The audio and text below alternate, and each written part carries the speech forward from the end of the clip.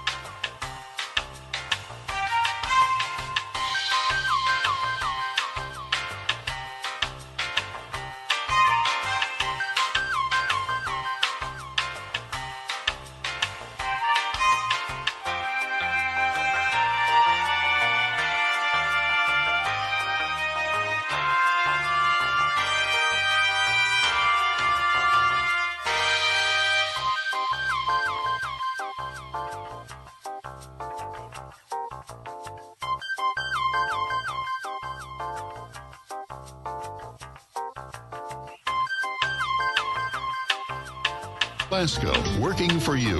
Member FDI.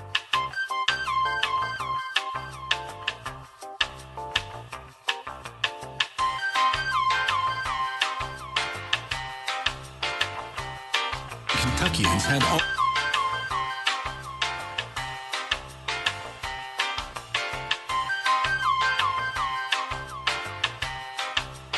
Kentucky.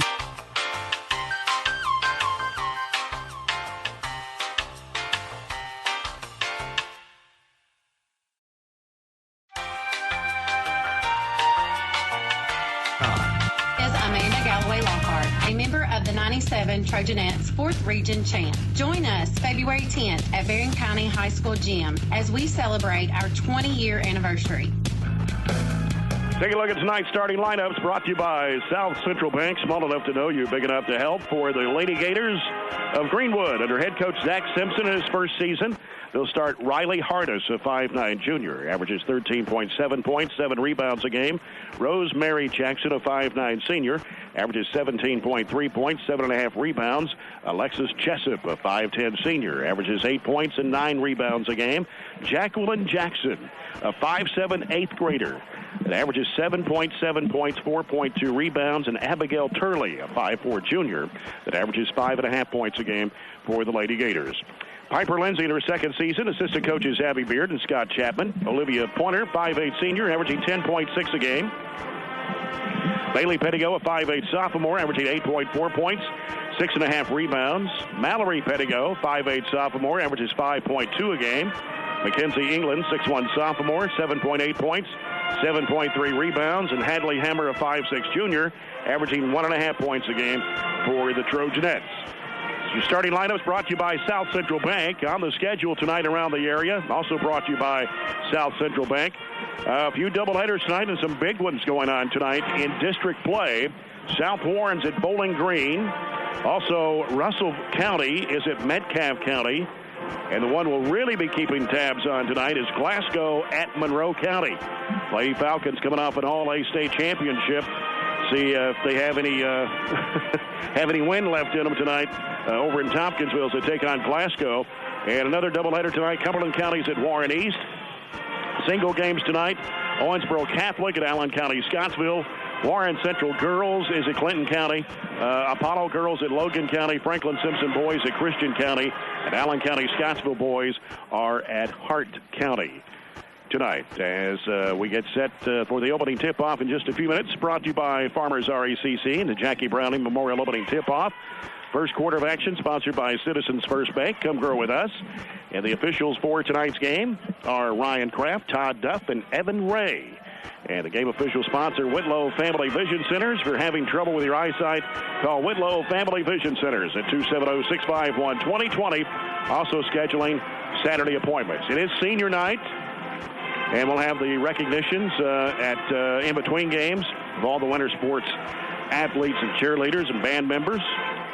And we only have 2 more home games left against Cumberland County and Clinton County. So that's just in case it were to snow one of those nights. The way the February senior night in. Yeah, the way the February's have been, you never know. We've projected a harsh February, but it seems like they've kind of let up on that a little bit with some 50-degree days ahead. Absolutely. Looking over the 15-day forecast, right. I mean, I'm not upset about that at all. I won't complain about it. No way. We'll come back with the tip-off of tonight's first game, the Trojanettes and Lady-Gators, in just a moment, as you're following Barren County High basketball on 103.7 Nash Icon.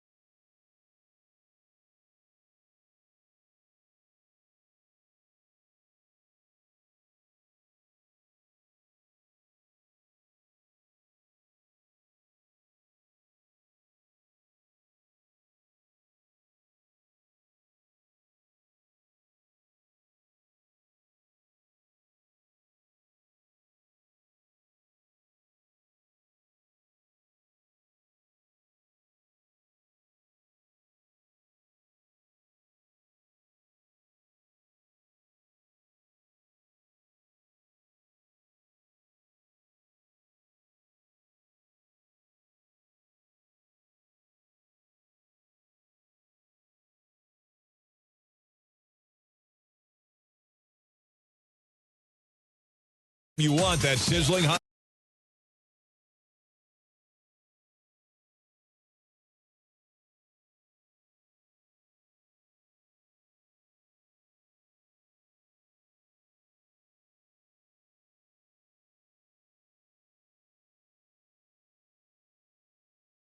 To Barren County Sports on 103.7 Nash Icon. This is Lauren Simmons, a member of the 1997 Trojanettes 4th Region Champs. Join us February 10th at Barren County High School Gym as we celebrate our 20-year anniversary.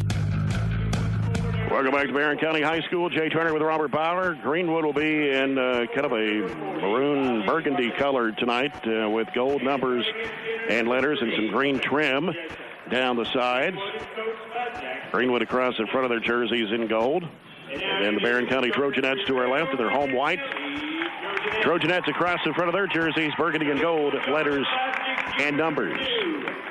Greenwood 12-8, Barren County 14-10. As both teams have won 5 of their last 6 ball games. See what the Trojanettes do tonight. Can they score 92 back-to-back? I don't know. We're going to expect 100 for long if they keep putting up points the way they're going. Greenwood is in more of our traditional colors, the burgundy or maroon color, and over the last few years we've kind of transitioned to this more of a red color, which is actually called cardinal. Yeah. But they have very similar school colors to what we do. They just add the green in, which of course we don't. Jessup wearing some neon green shoes out there for Greenwood. That's not their school color. That is not their school color. That's correct. We have, if you look, now we have to win out, and all of our games have to be played, but we have an outside shot of getting a 20-win season before we head into the district tournament. We obviously have Russell County and some good teams to beat. Greenwood would be the first to get there, though. Yeah. Mackenzie England for Barren County, and it's Alexis Jessup for Greenwood. Todd Duff will toss it up, and we're ready to go here this Tuesday night for high school basketball. And it's going to be controlled by the Lady-Gators as Riley Hardis will set things up. Goes left side with it to Turley. They go down to the corner now to Jackson. Back out to, we've got Jacqueline Jackson and we got Rosemary Jackson. I would say they're sisters because they look a lot alike. One is a 8th grader and the other one is a senior. Even wear their hair the same. Go down to the corner. As they go back out to Jessup with it. They try to go down low to Jackson. It's knocked away by Hammer in the hands of Mackenzie England. Here's Bailey Pettigo, flips it off to Mallory Pettigo. Now she's going to bring it back out to the top of the key and set things up. She'll hand it off out there to Bailey Pettigo. Now to Hammer. A little weave, and here's Pointer for 3. Yes, sir. She had a phenomenal game the other night. She took about 20 shots and was able to hit about half of them for her 20-plus points. That first People's Bank of Glasgow 3-point shot. People's Bank working for you. Gives the Trojanettes the first lead of the basketball game at 3-0. Here's a wide-open look. 3-pointer, no good from the right side. Offensive rebound put back up and in by Rosemary Jackson. She's been on the roster since she was a freshman, and I think she's played all 4 years. She's one of their go-to players, and we cannot let her get an offensive rebound and put back like that.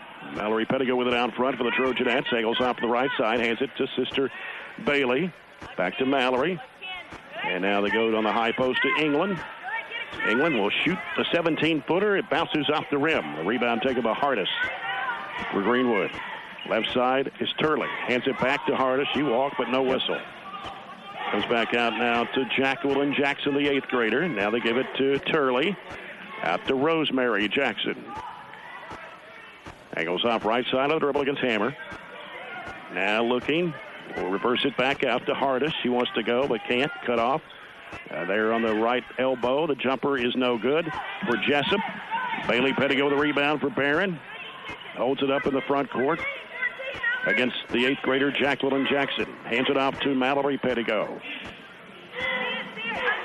Now Mallory Pettigo putting down the dribble. Picks it up now. Has to go left side with it over to Hammer. Back out now to Mallory Pettigo. High post is England to the right side. And hands it back off to go to corner. Pointer, 3 in the air. No air ball this time. Hardis with it for Greenwood coming the other way. I think we were trying to set up a back door there, and she didn't cut. She drifted to the corner. Here's Turley down to the corner to Jackson. We got Hardis posted up down low, and she saved it in bounds. Shot goes up, no good for Jessup, but she's fouled. And it's on Mackenzie England. That is going to be her first, the team's first. Jessup is a 48% free throw shooter, but she drilled that one. Averages 8 points, 9 rebounds a game as a senior. There's only 2 seniors on this Greenwood team, that being Rosemary Jackson and Jessup, and she knocks them both down. Seems like the 40 and 50% shooters always have career nights against us. They don't shoot like their percentage. 4-3, Greenwood leads it. Here's Mallory Pettigo with it. Giving it off to Bailey Pettigo. Throws it out to Hammer. Back to Mallory Pettigo. Hands it back off to Bailey Pettigo. Works in a lot of traffic. Flips up the shot. Good. Got it to her strong hand as she was going down the lane. Whipped it up with the left hand, and 5-4. The Trojanettes lead it. 3 minutes gone. Here's a jumper by Jackson. Top of the key, no good. Rosemary Jackson, baseline fall away, no good. Taken by Pointer. As it comes back out to Mallory Pettigo. Mallory Pettigo angling off left side, gives it to England. Now England looking for the cutter. Nobody there. Has to send it back out to Pointer. Pointer wants to dribble left side, hands it off to Hammer. Now Hammer bounces off to Mallory Pettigo, back over to Pointer. Wide open look, three-pointer, good on the left wing. She hit 4 of them against Todd County Central the other night. I mentioned she had 20-plus. She had 23 to be exact. So 2 threes for Olivia Pointer. 8-4 the score. Barren County leads it. 4:15 to play in the opening quarter. And it's Jacqueline Jackson giving it to Rosemary Jackson on the left wing. Bounce it down to the corner to Hardis. She'll fire away, and it's no good. England with a rebound. Clears it out, gives it off to Mallory Pettigo. Now Mallory Pettigo, right side Hammer, drives the bucket, puts it up. It is no good. Hung up there on the rim, came off. Rebound to Greenwood. Abigail Turley got the board. Bounce pass off to Jackson. It's Rosemary Jackson making a move on Hammer. Puts up the shot. It's no good. Pointer with a rebound. Outlet pass comes to Bailey Pettigo on the left side. Bailey Pettigo cut off by Jackson. Gives it out to Pointer. Pointer drives it into a crowd. Flips up the shot. Good off the window. More controlled going down the lane. She kind of cupped the ball, made sure she had a good grasp of it before she went up and wisely put it off the glass. Barren County with a 10-4 lead. 3:24 to play here in the opening quarter. Rosemary Jackson with it for Greenwood. Hands it off to Jacqueline Jackson. Now they give it to Jessup. Flips it over to Hardis on the left side. Get a whistle. Got a foul on Mallory Pettigo. That's her first, team second. Face guarding Hardis a little bit. A little too close. Got the foul. Hardis has been on the roster since she was in 6th grade. So she's played a lot of games for Greenwood. Elizabeth Bertram, 5'6" freshman, averages 11.7, is checked into the lineup for Coach Piper Lindsay. And here's a jumper, 18-foot straight away, no good for Jackson. That's Rosemary Jackson. Rebound, Bailey Pettigo. Bailey Pettigo driving, trying to get around a defender, throws it off on the right baseline. Here's Bertram, steps back, 12-footer, no. And rebound by Rosemary Jackson. Greenwood back the other way with a basketball. Jackson now dribbling to the right wing. Dumps it down in low there to Jessup. Up and under move. Split the defender's got a foul. Went through Bailey and McKenzie. See who gets the foul. So Bailey Pettigo picks up her first. That'll be the 3rd team foul on Barren County here in the first half. Jessup back at the free throw line. Now she's 3 for 3. And the stat sheet said 47.8% from the line. Apparently she's been practicing over the last day or two. The shot goes up, and it's good again for Jessup. 4 out of 4. Either way, she's going to increase that percentage. Yeah. 10-6, Trojanettes lead it by 4. 2:40 to play here in the opening quarter. Right side with it is Mallory Pettigo. Dribbles to the left side. Gives it to Bailey Pettigo out of the wing. She's guarded closely by Jacqueline Jackson. Crossover move. Leaves it off in the corner. Mallory Pettigo shoots an air ball, and Hardis has it for Greenwood. Hardis fires it down underneath Jessup. Lays it up and in. Found the cutter going to the basket before we could get back and set up on defense. 10-8 the score. 2:13 to play. First quarter. Mallory Pettigo sends it over to Bertram on the left side. That goes down to the corner to England. Back out it comes to Mallory Pettigo. They send it off now to Bailey Pettigo. So we're down to 2 minutes to play here in the first quarter. Corner with it in the right corner. Back out to Bailey Pettigo. Sends it off to Mallory Pettigo. Pass deflected and saved in bounds by Jacqueline Jackson. And here comes Rosemary Jackson. Deals it off underneath to Jessup. She lays it up no good. Offensive rebound put back up and in by Rosemary Jackson. They're getting several second chance looks at it. Just quicker to the ball right now than we are. And they're on a 6-0 run after trailing 10-4. We're tied now at 10. Pointer with it in the corner. Bertram out to Mallory Pettigo. Minute 28 left here in the first. Right side it goes to Bailey Pettigo. Down in the corner to Bertram. They've gone to a zone. We didn't recognize it the possession prior. Now we're set up in our zone offense. Here's Pointer with it. Bounce pass stolen away by Jessup. Trying to go in there to England. And Jessup bounce pass to Jacqueline Jackson. A little pump fake. Puts it up and in underneath. They're just a little more smooth right now than we are. Transition-wise, offensive-wise, we look very lackadaisical with the basketball. Very soft entry pass in there a while ago. Very easy to pick off, and the zone switch has really shut us down. We have 2 threes and 2 twos, just 4 field goals, and Greenwood's been able to crawl back in it because they have gotten the transition points. They haven't made anything outside of a layup. 8-0 run by Greenwood. They trail 10-4 to the Trojanettes. And now Greenwood leads 12-10 with 1:09 to play here in the first quarter. As we take this Coca-Cola timeout, open a Coke and enjoy the game. We'll keep you updated on the Glasgow-Monroe County ball games tonight. Quarter by quarter.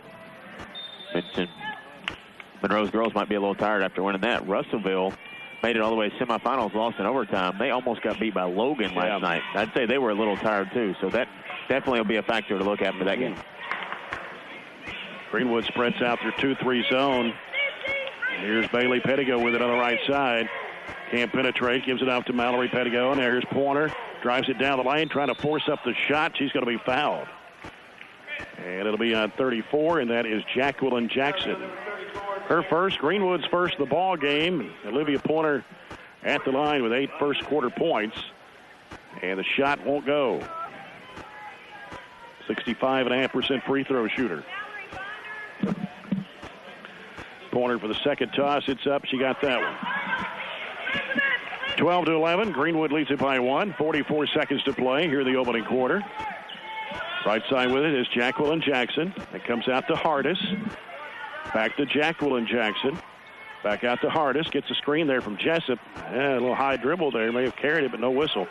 Jacqueline Jackson gives it to Rosemary Jackson. Pops up a 3 and nails it. And it's 14-11. Greenwood with 20 seconds to play. It's her 4th 3 all year long. She's not their 3-point shooter. Hardis is. Right side it goes to Bertram. They send it out to Pointer. Can't shoot the 3. Top of the key, wants to drive it into a crowd. Lost the handle. It's going to go off her and out of bounds. Couldn't get it up. She had it knocked out of her hands and just threw it out of bounds in that continued motion. 6.7 to play first quarter. Full court pressure by Barren. Here's a lob. It's deflected by Bertram. Bailey Pettigo over to Pointer. Lets it go for a 3. It's short off the left side of the rim. And rebound to Turley, and that will end the first quarter. After 1, it's Greenwood 14, Barren County 11. We'll come back with a second period after this timeout. You're following the Trojanettes on 103.7 Nash Icon.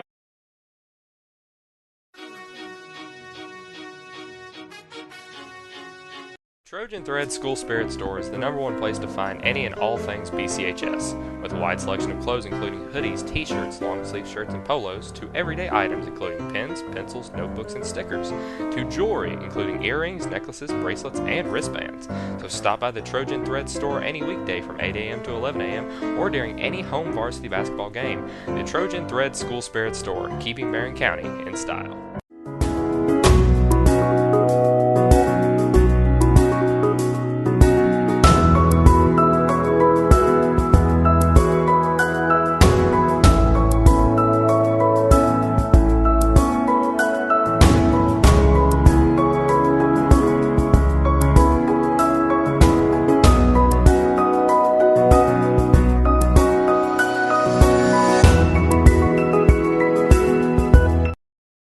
On 103.7 Nash Icon. This is John Butler, coach of the 1997 and 2007 4th Region champions Barren County Trojanettes. Join us February 10th at Barren County High School Gym as we celebrate our 10th and 20th year anniversary.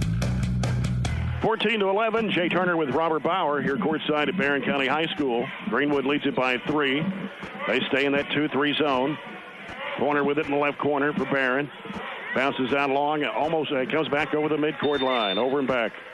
The 3rd turnover of the night, had 2 in the first quarter. Just an unexcused turnover there. Got to catch it, pick it up, run the offense. Greenwood 5 of 13 the first quarter from the field. They had 8 rebounds. Barren County was 4 of 10, had 5 rebounds in the first period. Jacqueline Jackson gives it on high post to Jessup. Left side over to Hardis. Now Hardis will give it back out to Turley. Swings it left side to Jacqueline Jackson. Out of the left wing. They give it back out front now. Back to the left side as they work it around the perimeter out top. Jacqueline Jackson with the basketball. Looking for Rosemary. Can't get it to her. Has to hand it back behind her to Hardis. Hardis will send it over to Jessup with the right side. Jessup goes down to the corner to Rosemary Jackson. Now Rosemary Jackson wheeling around, trying to dump it off underneath.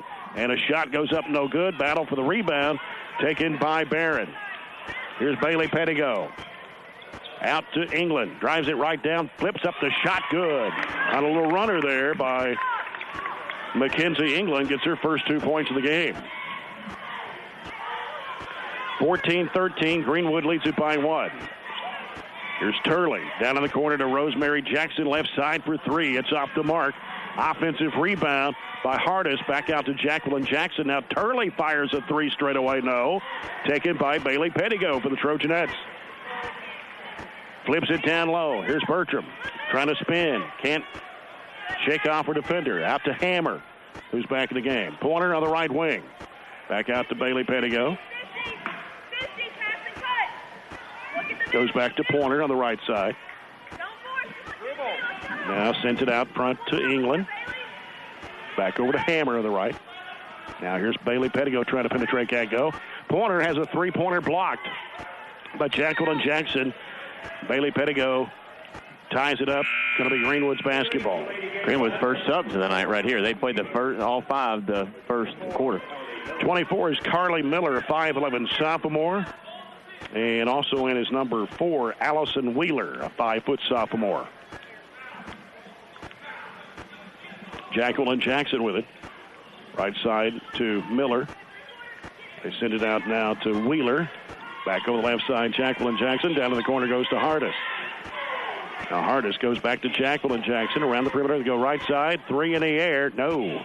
Rebound taken by Bailey Pettigo. 3-on-1 break. Bailey Pettigo bounce pass underneath. Bertram can't go with a shot. Comes back to Bertram, a little 4-footer. Good. Elizabeth shot the ball really well the other night. Over 50% for her 26. Here's a pull-up 15-foot jumper. No good for Rosemary Jackson.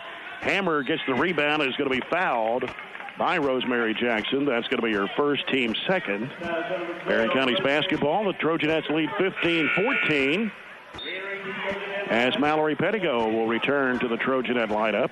You get the sense Piper's not really pleased with the way we're playing right now. She kind of portrayed that in the quarter break. We're not getting back in transition. We're not boxing out. And mainly right here on the offensive end, we're not driving against that zone. We're just throwing it around the perimeter or settling for a 3. We've got to drive. Hammer in the left corner. Fires it down low. England out to Bailey Pettigo for the 3. Yes. That's a 3 that's much better than just kind of throwing it around and throwing up a 3, because that's out of an inside-out, step into it, much easier to make. Bailey Pettigo with a People's Bank 3-point shot gives the Trojanettes an 18-14 lead. And here's Jacqueline Jackson, 15-footer straight away, no good. Rebound comes off to Elizabeth Bertram. Bertram pushing it down the floor. Goes in for the layup. It is good. Took it right at the defender. That time Hardis didn't give much of a challenge up with the left hand. The Trojans now making a run here. 20-14 lead. 4:25 to play in the first half.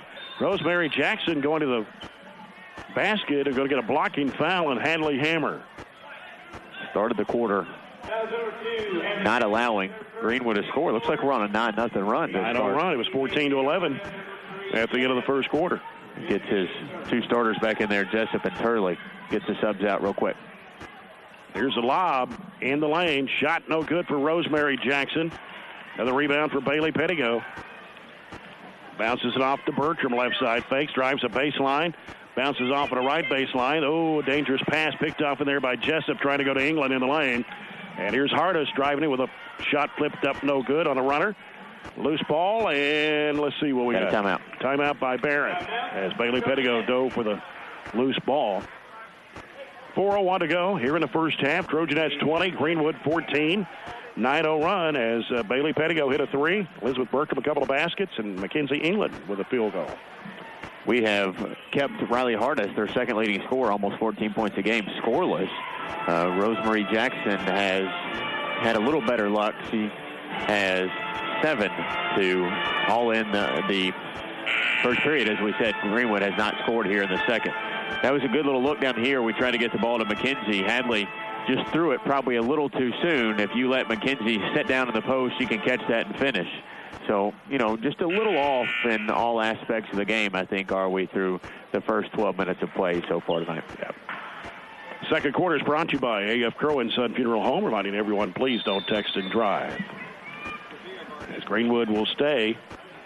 Let's see how they set up this time. I guess it's going to stay with a 2-3. It's just a little matchup. So Bertram with it on the left side. We'll send it out to Hammer. Oh, dangerous pass. And going to be a jump ball or somebody on the line. I believe Jacqueline Jackson on the line. Almost came up with a loose ball there.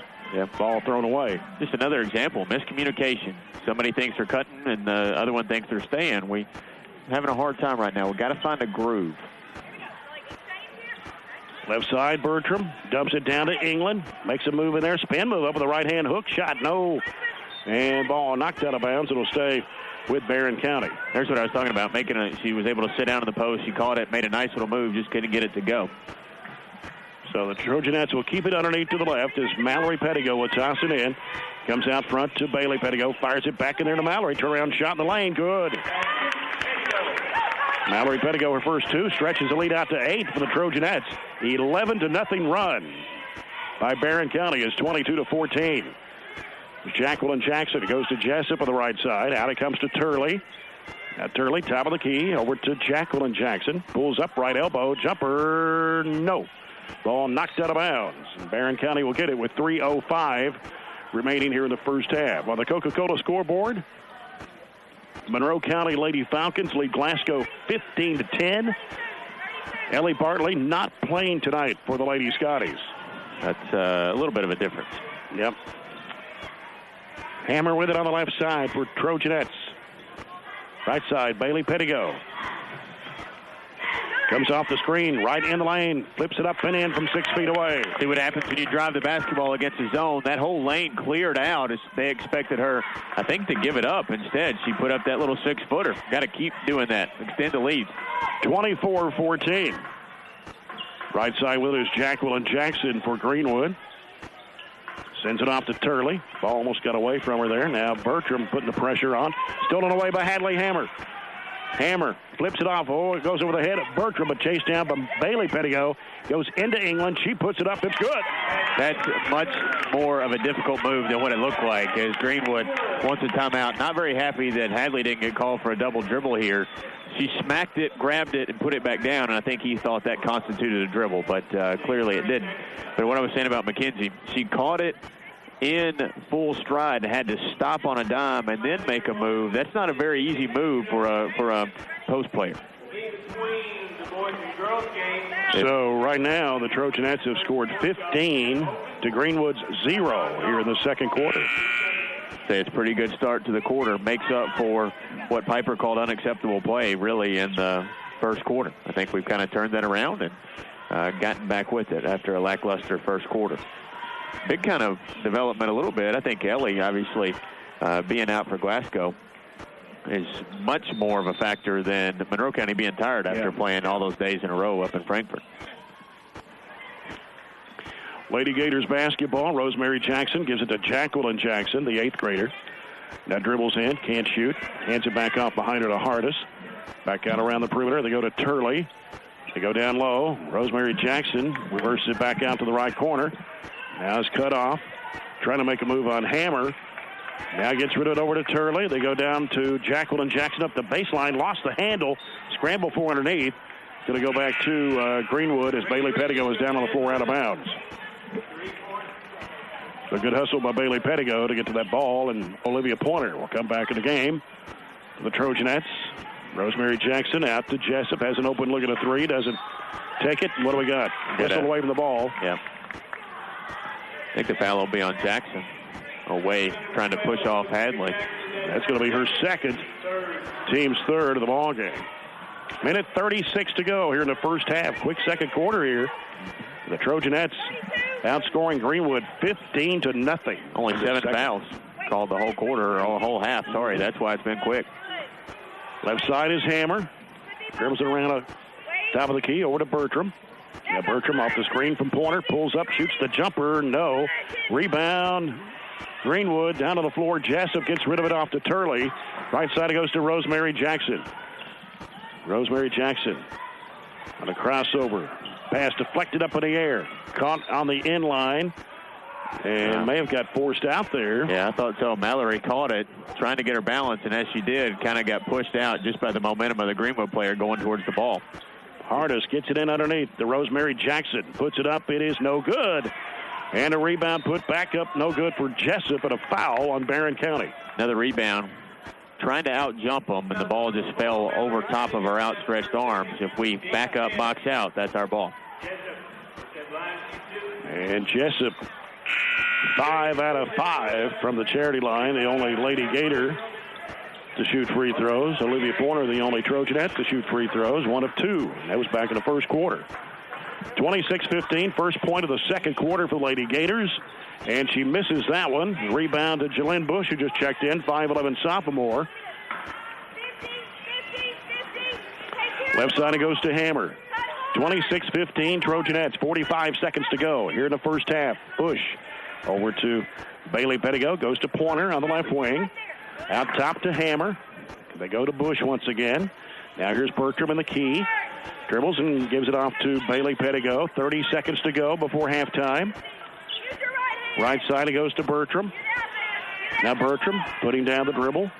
Brings around the top of the key. Gives it off to Bailey Pettigo. Out to Pointer. Down 18 seconds to play. Greenwood's gone back. Man, they got out of that matchup zone though, after we torched them to start the second. And here's Bailey Pettigo getting a lot of pressure from Jacqueline Jackson. Gives to Bush. 8 seconds, 7. Here's Hammer, top of the key. Going to have to think about it. Giving it out to Pointer. 3 in the air. Off the back iron. And rebound to Jessup. That will end the half. Barren County at halftime, 26-15 over Greenwood as they hold the Lady-Gators to only 1 point in the second quarter. Trojanettes score 15. 26-15 the score here at the break. We'll come back with the Zaxby's halftime report in a moment as you're following the Trojanettes on 103.7 Nash Icon. Trojan Thread School Spirit Store is the #1 place to find any and all things BCHS, with a wide selection of clothes including hoodies, t-shirts, long-sleeve shirts, and polos, to everyday items including pens, pencils, notebooks, and stickers, to jewelry including earrings, necklaces, bracelets, and wristbands. So stop by the Trojan Thread Store any weekday from 8 a.m. to 11 a.m. or during any home varsity basketball game. The Trojan Thread School Spirit Store, keeping Barren County in style.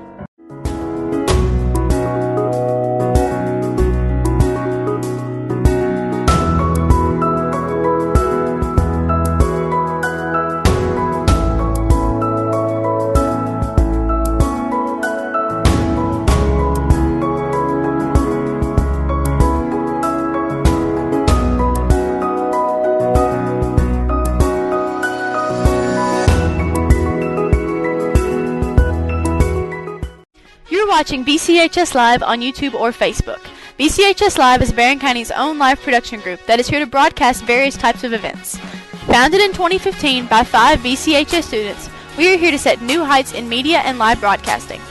BCHS Live is involved in all forms of social media. You can find us on youtube.com/BCHS Live, facebook.com/BCHS Live Network, or on Twitter at BCHS Live. BCHS Live, here to bring you everything BCHS anywhere you want it. The Barren County High School Future Business Leaders of America Club is one of the most largest and thriving clubs at Barren County High. With regional, state, and national competitions to look forward to, students are able to capitalize on every and any aspect of business in the modern world. With competitions centered around technology, writing, speech, and media, among others, any club member is bound to find a path to excel upon. So for their great infusement of technology and business, the FBLA Club has been awarded the January Club Spotlight by BCHS Live.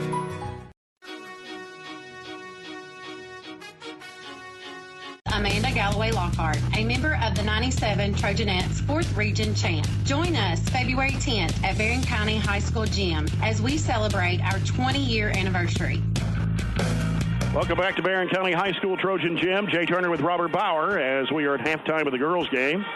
Trojanettes lead here at the break, 26-15 over the Greenwood Lady-Gators as they outscored Greenwood 15-1 in that second period. This is the Zaxby's halftime report. Proud sponsor, Barren County High basketball. Come by Zaxby's on Happy Valley Road before or after the game. Greenwood in the first half, 5 of 23 from the field for 21.7%. And in that second quarter, they were 0 for 10 from the field. 0 of 5 from behind the arc, 5 of 6 at the free throw line. They had 12 rebounds, 5 on the offensive end. Turned the ball over 5 times in the first half. And scoring for the Lady-Gators is 7 points each for Rosemary Jackson and Alexis Jessup.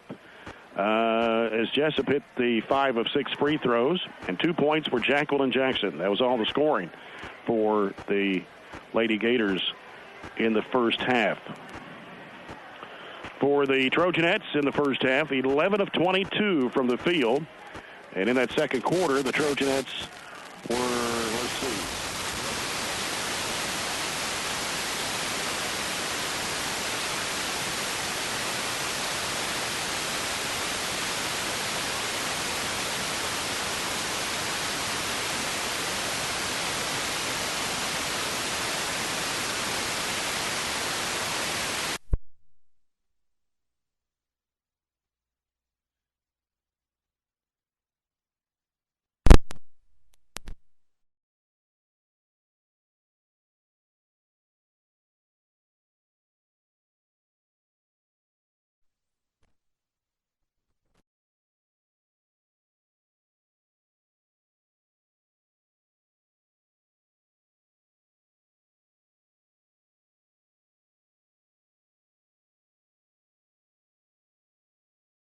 from the field. Hadley Hammer did not score in the first half, but had 2 assists. And also, Julian Bush saw action in the first half, but failed to score.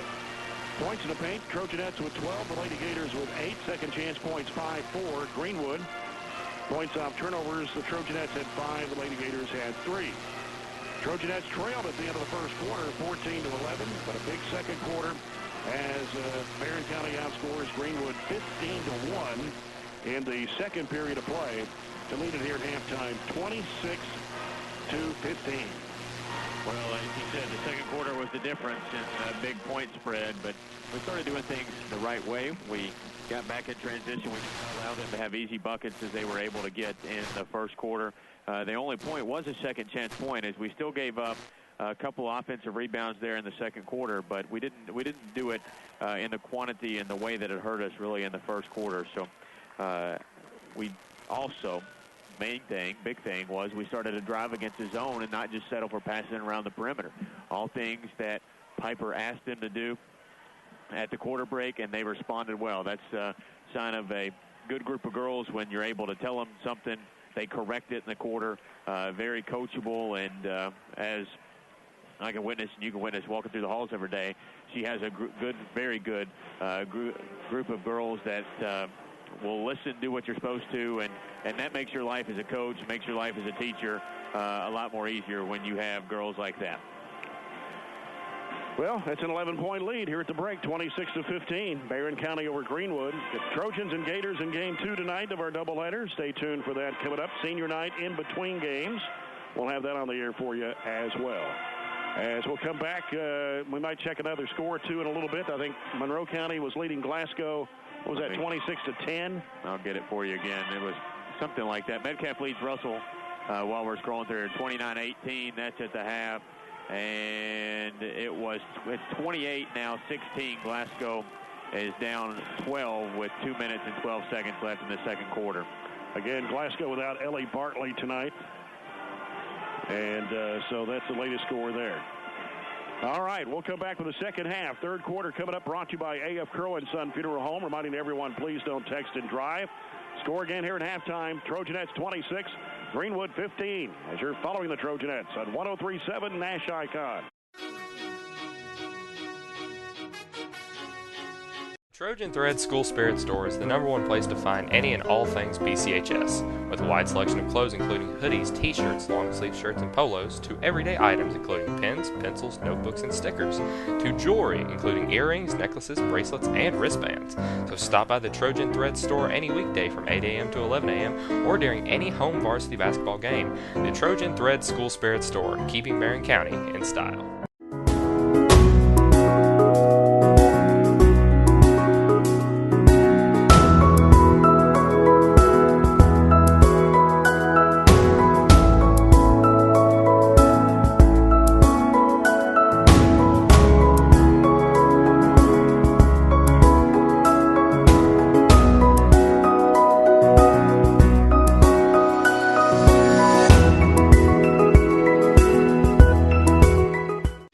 Watching BCHS Live on YouTube or Facebook.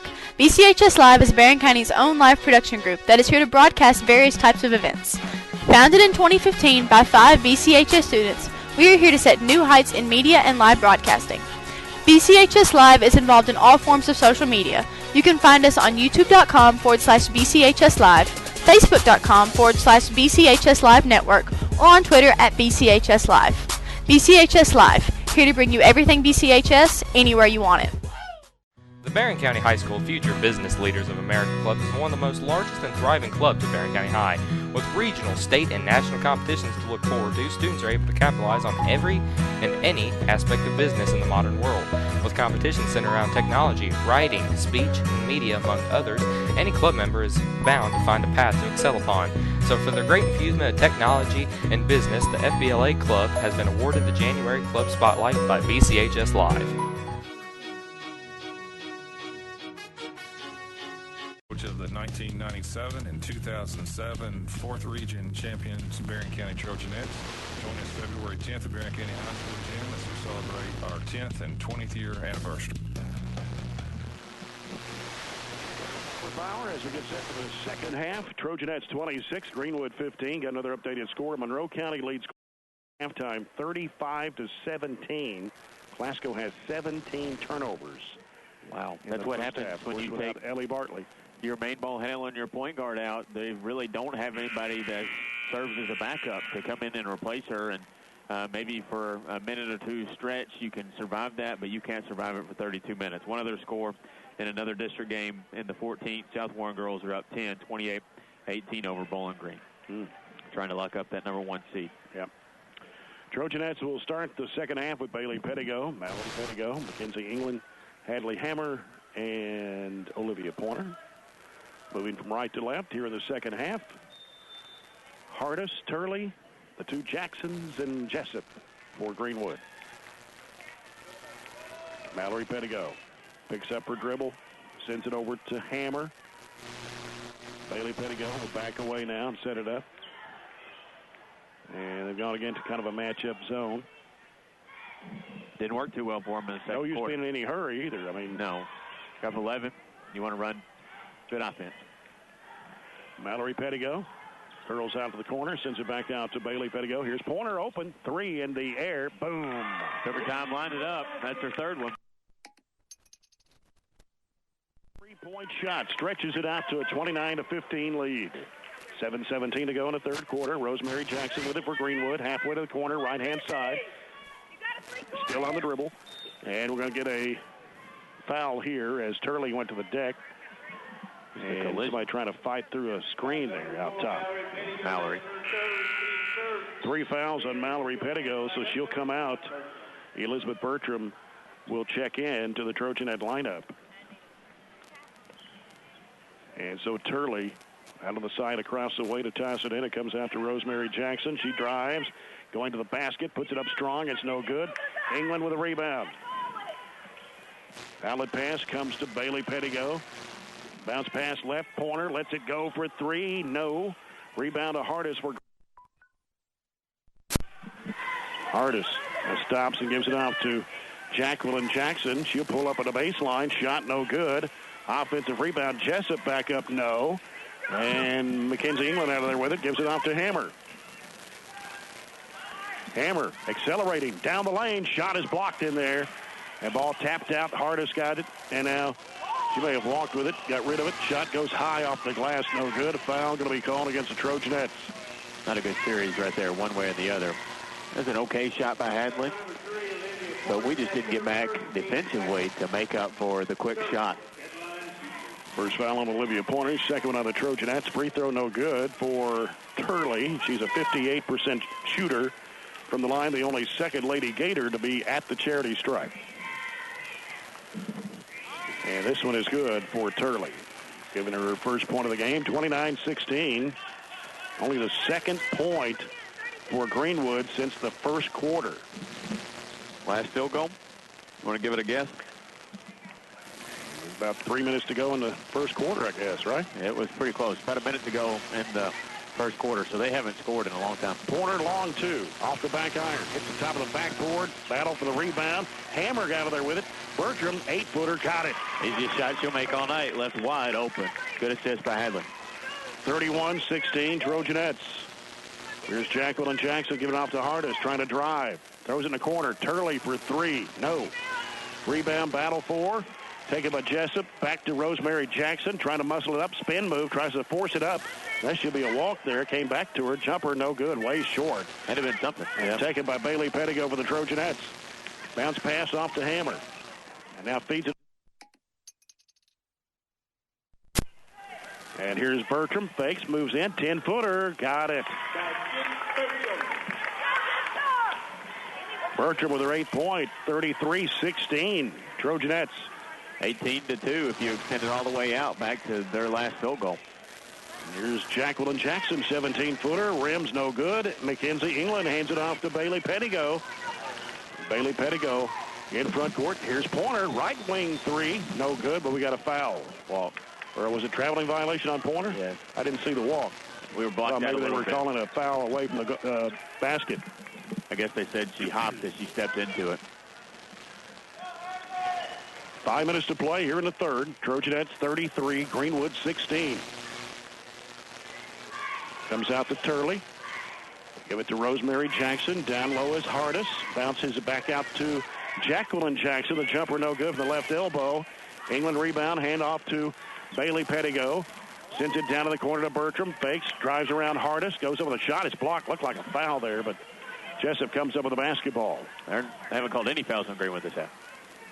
And underneath, here's a shot, no. Ball batted away. Loose ball picked up by Bertram. They're kind of letting them play right now. Together. Yeah, they are. I guess because the margin being as wide as it is, I don't know. I mean, 17's not a either that or they get dinner substantial amount.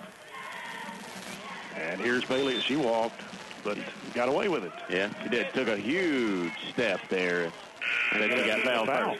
Jacqueline Jackson, that's her second team first. Two on Jacqueline Jackson. The first one on the Lady-Gators in the second half. Pointer off to Jalen Bush, who's in a ball game now for Coach Piper Lindsay. And now Bailey Pettigo with it out front, getting some pressure from Jacqueline Jackson. Hands it off to Hammer. Cuts back right. Underneath to Bush. Puts it up and in. And a foul. Good assist. Left hand put in by Bush. Foul is on Hardis, her first, team second of the half.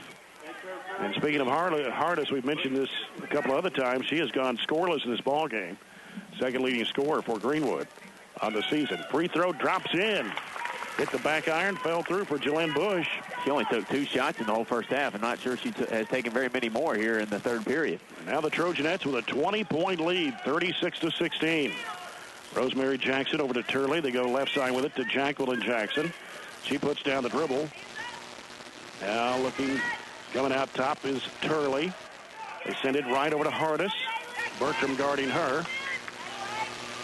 And has to get back out around the perimeter. Turley, left wing three, no good. Ball slapped back out by Jessup. She was over the top of everybody. Yeah. And we're going to get a blocking foul on Hadley Hammer.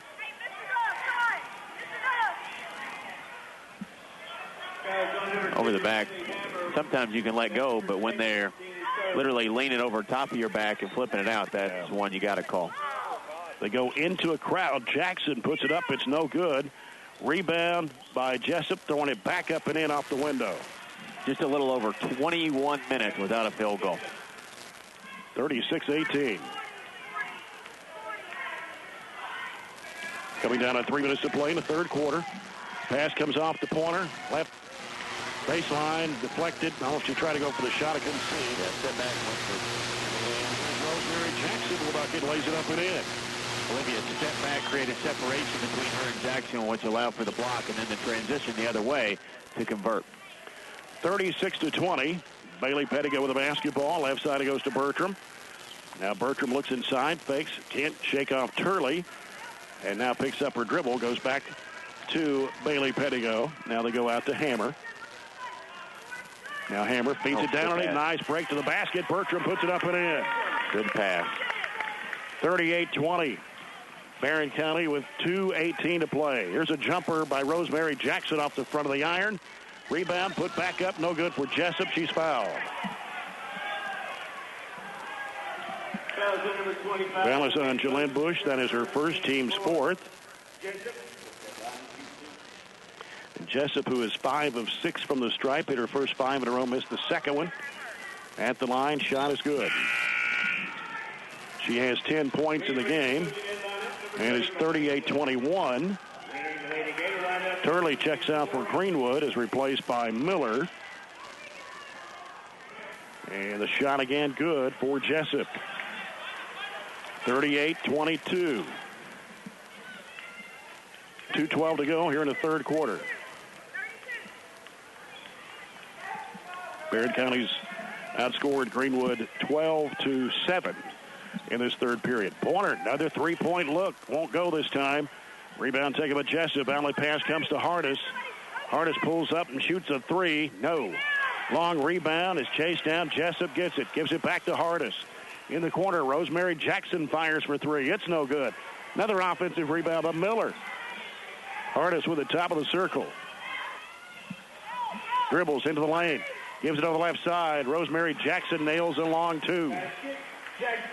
We gave them 4 looks at it that time, 3 offensive rebounds, and what our girls are doing is they're waiting for the ball to come to them instead of going to get it. We had a couple opportunities where we just took a big step forward.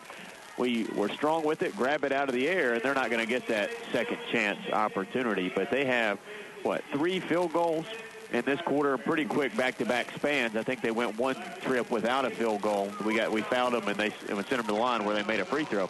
But they went a 20-plus minute span. I think it was right around 21 minutes when you think about all the second quarter and most of the third without a field goal. Actually, I added an extra quarter in there. It's not that long.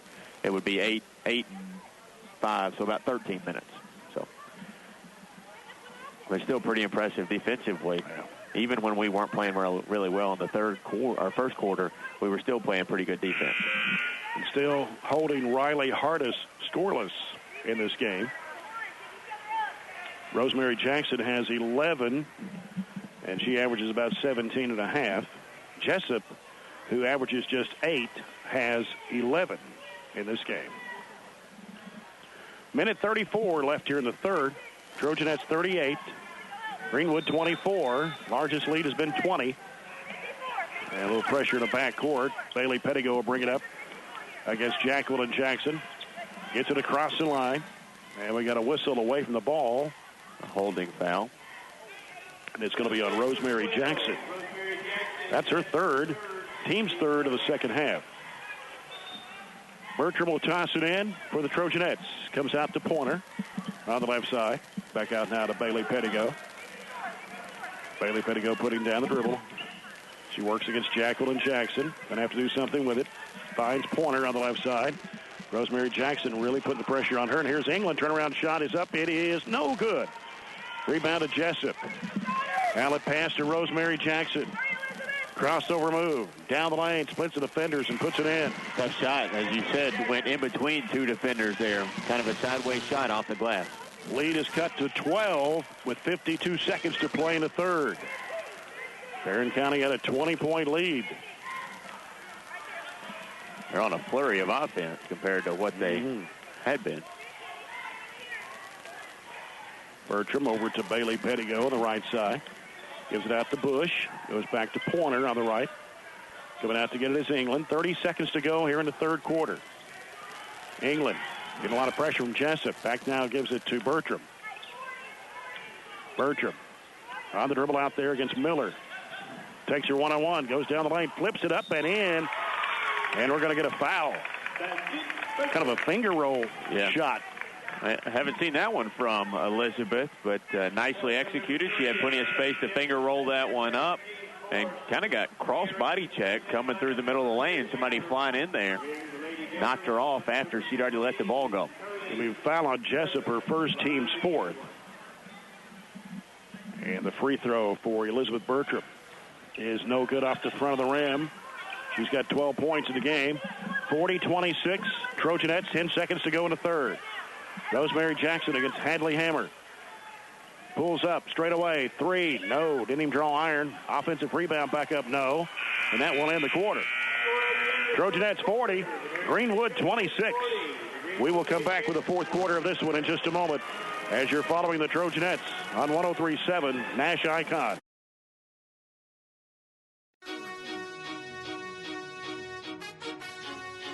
Trojan Thread School Spirit Store is the #1 place to find any and all things BCHS, with a wide selection of clothes including hoodies, t-shirts, long-sleeve shirts, and polos, to everyday items including pens, pencils, notebooks, and stickers, to jewelry including earrings, necklaces, bracelets, and wristbands. So stop by the Trojan Thread Store any weekday from 8 a.m. to 11 a.m. or during any home varsity basketball game. The Trojan Thread School Spirit Store, keeping Barren County in style.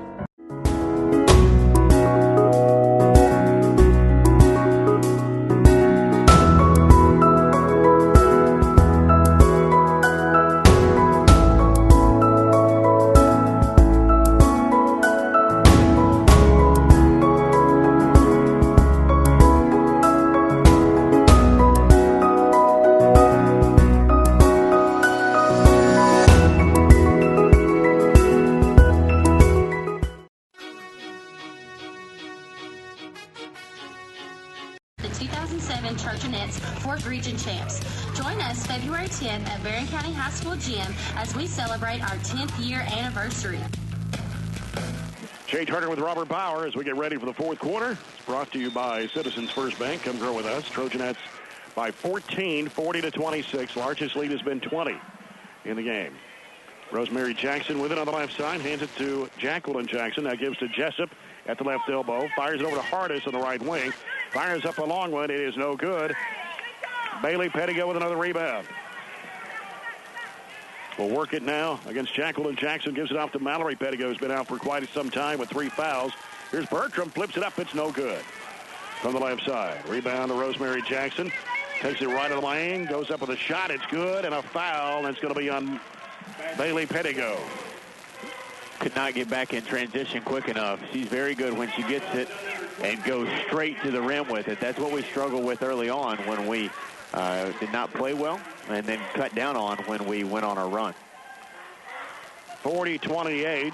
Rosemary Jackson at the line. The shot is no good. Mallory Pettigo with a rebound. As she works it out front, hands it off to Bailey Pettigo. Now there's Hammer, almost lost it there. Turns with it against Hardis. Brings it back out. Gives it to Mallory Pettigo. 7:10 to go in the ball game. Trojanettes up by 12. On the high post, picked off by Jessup. 2-on-1. Jessup stops and puts it up and in. And now the 20-point lead is cut in half. 40-30. Bailey Pettigo gets it across. On the left side, double team. Fires it off to Mallory Pettigo. In the lane, shot is short. Jessup with a rebound for Greenwood. Outlet pass to Rosemary Jackson. Lost it off her foot. Taken back by Mallory Pettigo. Pass is deflected. Caught by England. Back out to Mallory Pettigo. And we're just playing hot potato. I don't know. And very good timeout there by Piper, because what we're doing. Settle down. Yeah. What we're doing is letting their press and letting their aggressiveness and their up and down really speed us up. And just as you said, we need to slow down. And the timeout hopefully allows us to do that, kind of regather ourselves and think about what's going on. Yeah, I was looking at Greenwood stats. Third quarter, 4 of 19 from the field. They're 9 of 42 through 3 periods. 0 of 10 behind the arc, 21.4%. They've out-rebounded the Trojanettes 28-21. 15 of those in the offensive end. Barren County shot 50% of the third quarter, 6 of 12, and shooting 50% for the game, 17 of 34. But Greenwood only shooting 21% and only down 10 right now, 40-30. Well, if you look at it, just in that quarter alone, we gave up 10, just offensive now. We gave up 10 offensive rebounds to Greenwood, and they turned those in to, fortunately for us, just 6 second-chance points. But they have really been a problem for us rebounding the basketball tonight, have not been able to do that very well. We still have 6:34 to play. That game's not over by any means. They showed that they can score in a spurt or two there in the last little bit of the third and here to start the fourth. They've outscored us 14-4 since that 36-16 lead. Pass in the lane, trying to go to England. Deflected up. Another turnover. Here's Hardis with it right side. She double dribbled. She's not played well. Still scoreless in the game. She's only taken 3 shots tonight.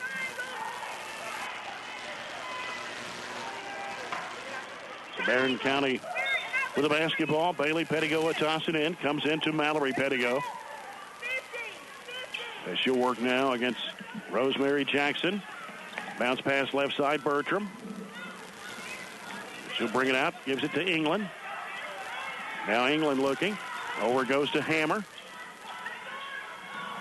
And a pass over left side, almost stolen away.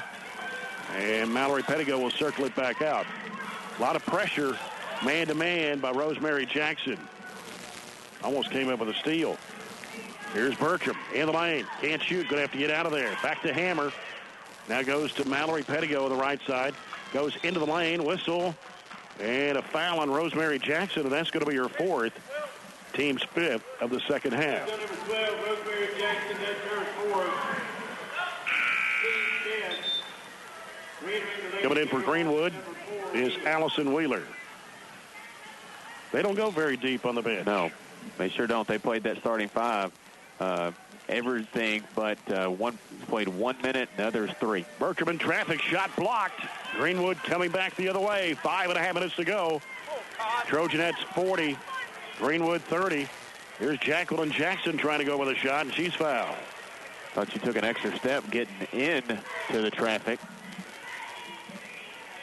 Number 22, Bailey Pettigo picks up her 3rd, team 6. Jackson, and Jacqueline Jackson's a 54.5% free throw shooter. Only an 8th grader. Misses the first one. She'll have one more. Olivia Pointer for Hadley Hammer with 5:26 to play. Jacqueline Jackson back at the free throw line. This shot is good.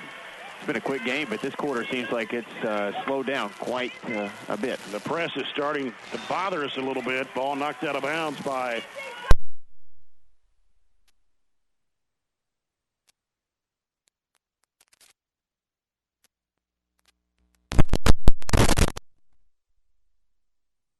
Mallory Pettigo. She'll work it now against Wheeler. Gets it across the line. Lead is now cut to single digits. Going to get a hand check foul on Wheeler. Her 1st. Greenwood 6th. Both teams with 6 fouls here in the second half.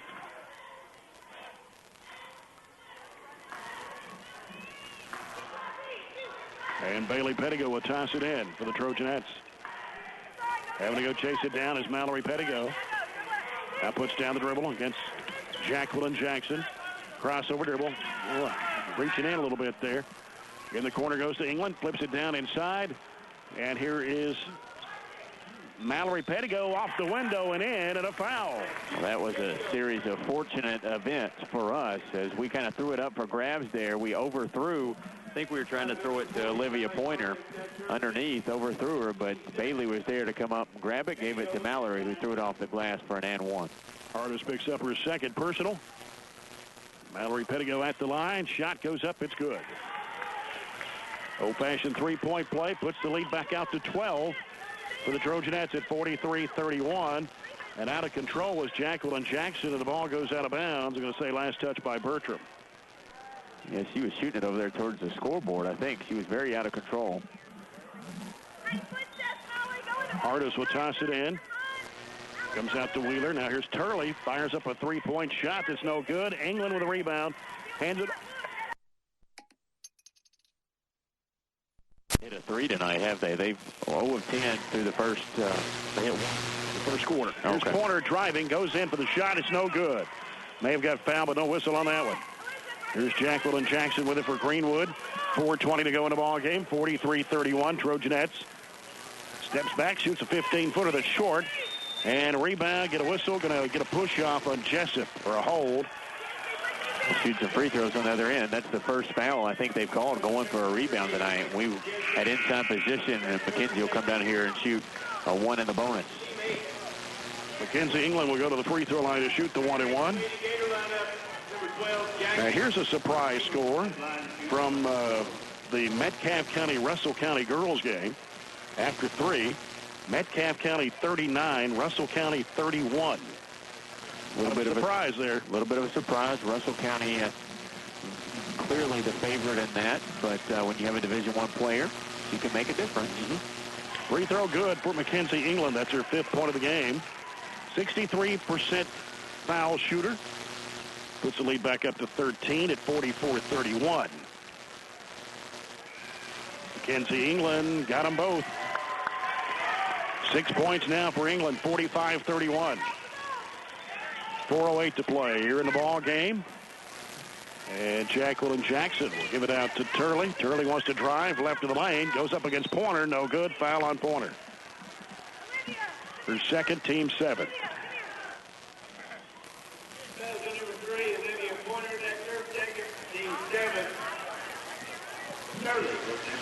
So Abigail Turley at the line, 1 of 2 tonight.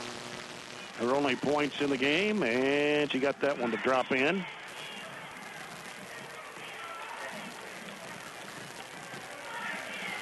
(45-32).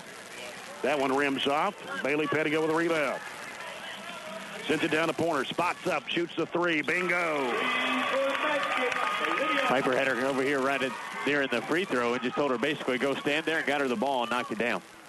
Back up to 16 at 48-32. That is the 4th People's Bank 3-point shot for Olivia Pointer. Here's a long 3 by Hardis, and she knocks the bottom out of it. She is their best 3-point shooter, and she shoots at about 35%, but her first points of the game tonight. Taking her a long time to get it. So a Coca-Cola timeout, 48-35 Barren County, 3:36 to go in the game. We'll take another look at a Coca-Cola scoreboard. Monroe County girls lead Glasgow 52-25 after 3 periods. Of course, Glasgow without Ellie Bartley. And as we mentioned, Metcalfe County leading Russell County in a district game by a score of 39-31. South Warren 49, Bowling Green 45. 3 minutes to go in that one. Trying to make a game of it there, but not surprised really at that Monroe County Glasgow score. When you take Ellie out of the mix, what a huge difference she makes, and they'll have to make up for next year as Ellie will be in Florida, North Florida, going to college. That game is in Monroe County, so it doesn't help Glasgow very much either. 3:36 left, 48-35. Trojanettes. Both teams in the bonus. That pretty much sets the top half of our district race. Monroe the 1, Glasgow the 2. But the bottom half is still a little bit to be decided. Allen's got to play Monroe again, but here's a run out. And chasing it down is Bertram. Goes in for the layup. It is good. Nice pass out there. She dribbled the ball out of bounds. I don't think you're able to do that, but she did it. They didn't see it. Threw it ahead and in perfect position for the layup. Rosemary Jackson in the lane. Puts it up and in. Tough shot. She's fouled. She's a strong player, and she showed it right there. She muscled it up between 2 Trojanettes. That is her 15th point of the game. Average is 17. She's almost there. Foul was on Bertram, her first. Team's 8th. Jackson hits the free throw, 50-38. 3:15 to play. Pointer on the left side. Wanted to shoot that 3, hands it back off to Bertram. And now Bertram putting down the dribble against Turley out there. Needs some help. Somebody's going to have to come get it. And Coach Piper Lindsay will call a timeout here. Picked it up in a bad position, and everybody else was kind of away from her. By the time they were going to get to her, it'd be close to a 5-second. She calls a 30-second timeout. Well, we're not going to get to 90 again tonight. We might not even get to our last few game average of about 62. But we have about 3 minutes to stay on the winning track. Some things that we have not done well tonight, some things that we need to clean up. But all in all, when you look at where we're going at Hart County on Friday night, a team that you should beat, when you look ahead at their record, They've won 5 in a row, but they've not really played any tough competition. They're 10-10 actually. They've got back to 500, but they've won 5 in a row though. Yeah, their schedule's not very impressive. But then the big Russell County game. Here's a pass down inside, going in traffic. Shot goes up and in for Bertram. Pretty impressive that she caught it on the right side and was able with one dribble to get all the way back to the left side and throw it off the window. 52-38, 2:45 to go here in the game. Rosemary Jackson pulls up 15-footer, good.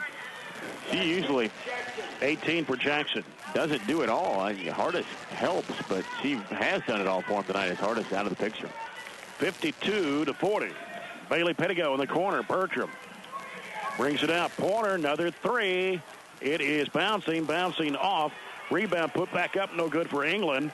And Rosemary Jackson, long pass down to Hardest underneath, lays it up and in. Easiest bucket she's had tonight by far. Lead cut back to 10.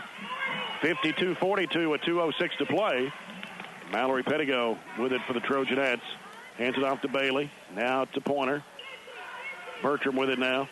The weave going on with Bailey Pettigo. Cuts back left. Backs out. Goes right. Getting a lot of pressure out there from Jacqueline Jackson.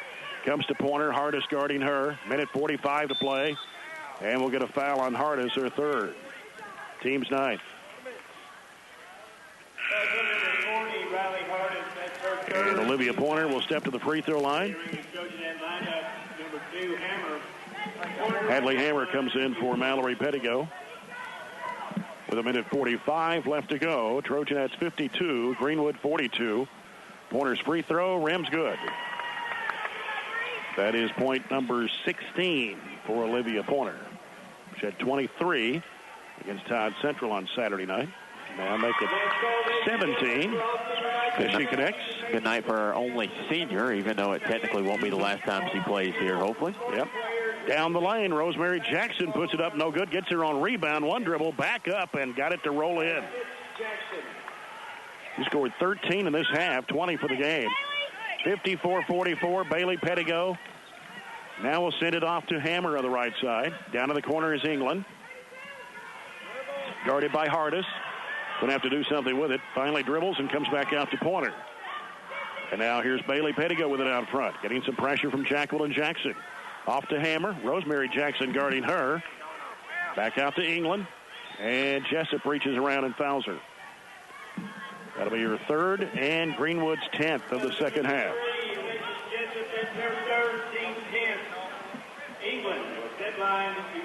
Kenzie, no field goals this half. I'm not sure she's attempted very many at all. I think one that she missed there. Missed the first of 2. She'll have one more. A couple of field goals in the second quarter. 2 of 3 from the foul line here in the fourth quarter. 54-44.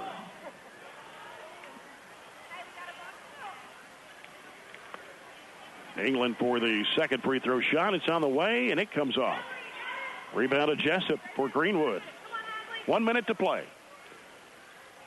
Rosemary Jackson, a little fadeaway shot. Almost went out of, did go out of bounds. They tried to save it as Jacqueline Jackson tried to save it underneath the basket. Olivia Pointer returning to the Trojanet lineup for Hadley Hammer. 54 seconds to play in this one. Trojanettes 54, Greenwood 44.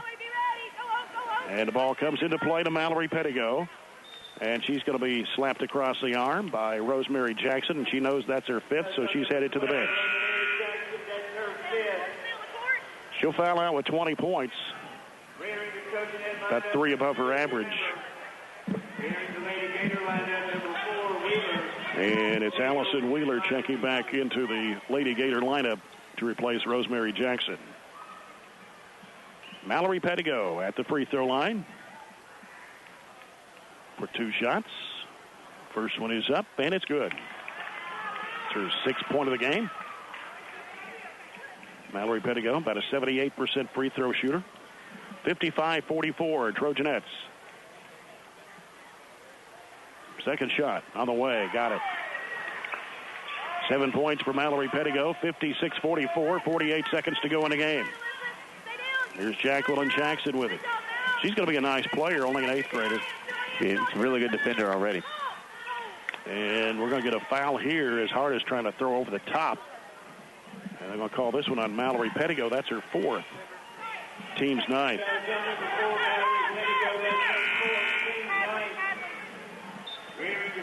Olivia Bonner for Hadley Hammer again with 38.9 to play.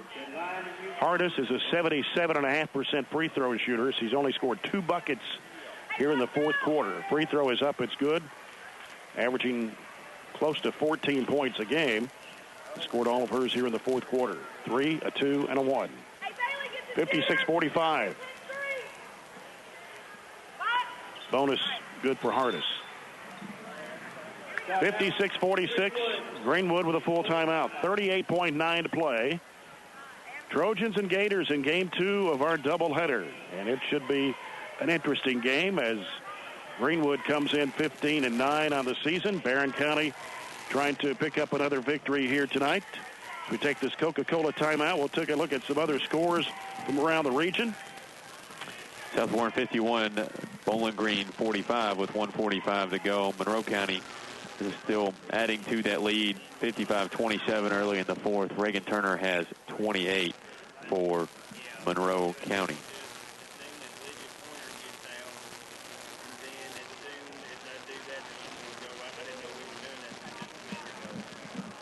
See if we have anything else. I think that's about it. Don't have another Metcalf County score. No, I don't have anything on that one. I guess that one at the end of the 3rd quarter is the only one.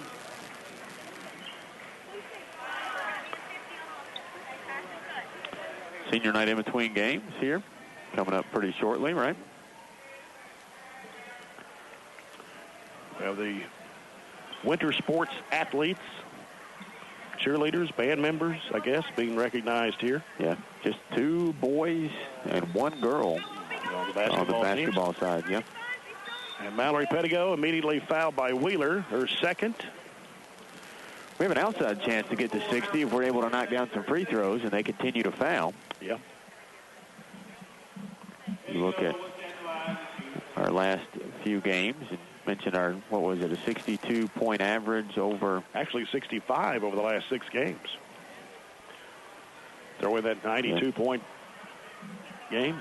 Shot no good for Mallory Pettigo. Makes up for our 51, and Glasgow definitely offsets that. So if you look at it, just the Logan County game 55 and Glasgow 51, but that mess doesn't help. Mallory Pettigo with a 2nd free throw shot. It's on the way. She missed them both after hitting 3 in a row. 56-46, 33 seconds to play. Jacqueline Jackson goes down to the corner to Turley. Now Turley has to float it back out to Hardis. She drives it right down the lane, flips it up and in. Hadley tried to take a charge. No call there. 56-48, 19 seconds to play. Foul in the backcourt on Turley. That'll be her first. They cut it to single digits again. Actually put it on Jacqueline Jackson, her 3rd personal. Mallory Pettigo right back of the stripe. And this shot goes up. It's good. 8 points for Mallory Pettigo. 57-48 Trojanettes. 18.2 to play.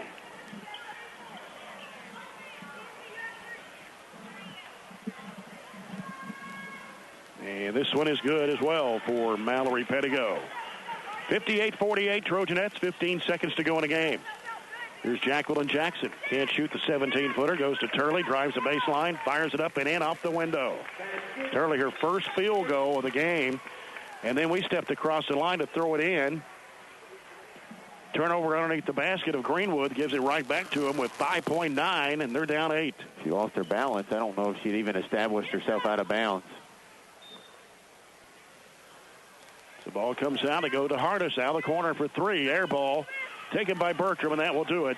Trojanettes will get the 15th win of the season here tonight against the Greenwood Lady-Gators. The final score, Barren County 58, Greenwood 50s. They dropped to 12-9 on the season. Barren County improves to 15-10. We'll come back with the post-game report, senior night, and all that activity coming up after this break. You're following the Trojanettes on 103.7 Nash Icon.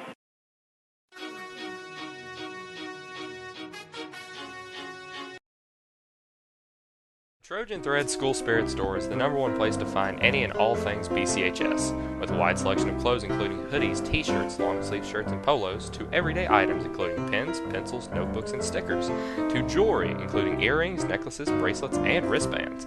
So stop by the Trojan Thread Store any weekday from 8 a.m. to 11 a.m. or during any home varsity basketball game. The Trojan Thread School Spirit Store, keeping Barren County in style.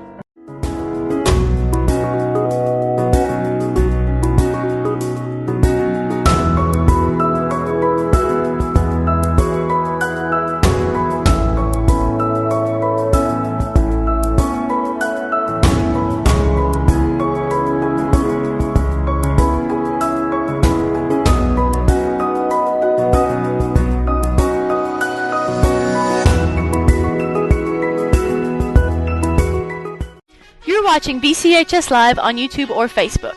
BCHS Live is Barren County's own live production group that is here to broadcast various types of events.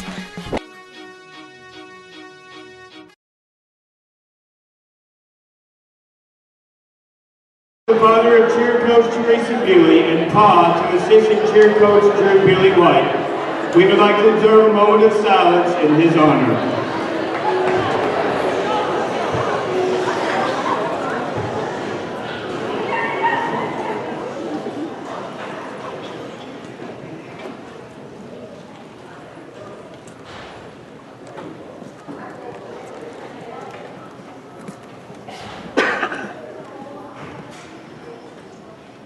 Thank you.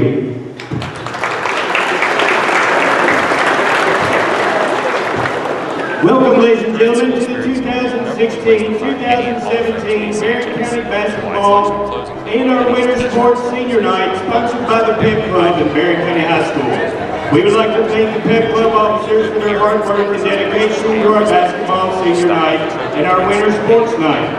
This year's officers are President Haley Greer, Vice President Julie LaTown, Secretary Paige Fisher, Co-Secretary Savannah Furlong, Treasurer Courtney Withrow, Reporter Max Hutton, Special Events Mackenzie Gentry, and Sergeant at Arms Trace Hannon. The Pep Club is sponsored by Teresa Bewley. And now introducing our senior band members.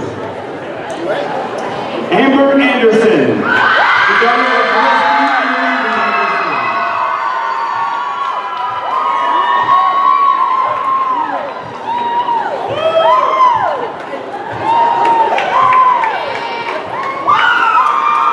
Tyler Almond, son and stepson of David and Heather Almond, and Jason McCoy.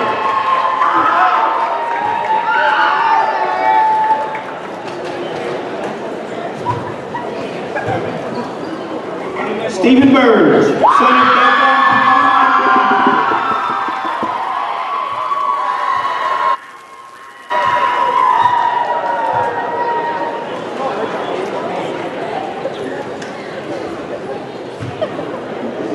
Katie Blakely, the daughter of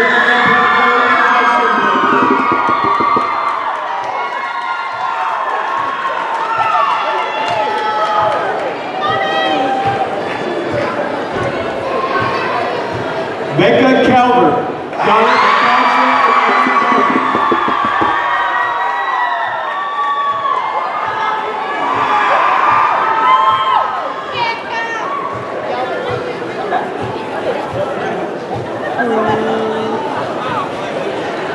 Alanis Cook, granddaughter of Douglas.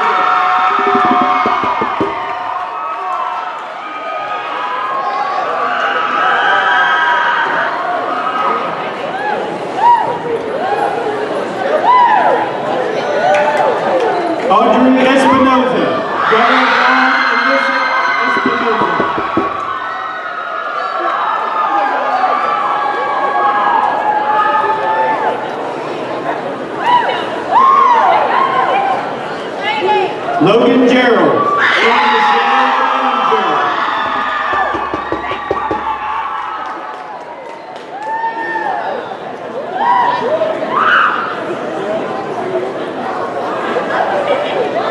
Brooklyn Gray, daughter of Don Gray Jr. and Ricky Gray.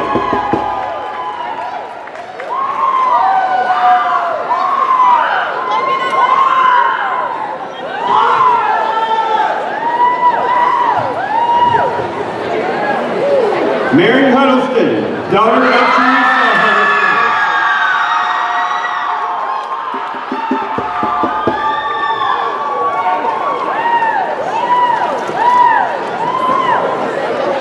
Amanda Jones, daughter of Mark and Tina Jones.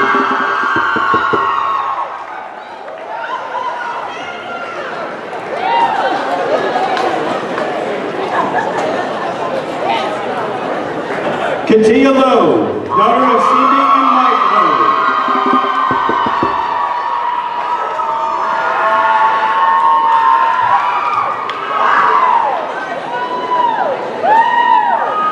Micah Morgan, son of Bobby Myers and Dale Morgan.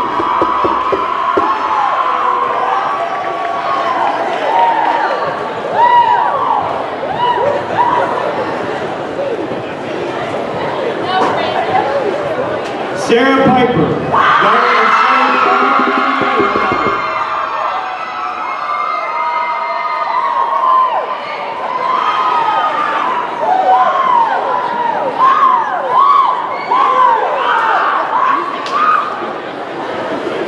Julie Stahl, daughter of Jason and Lee Stahl.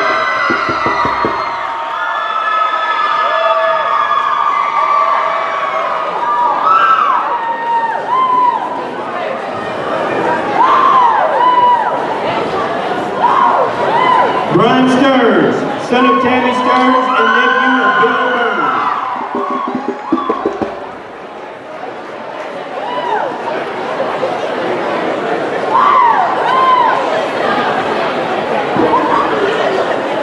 Maddie Woodcock, daughter of Scott and Camila Woodcock.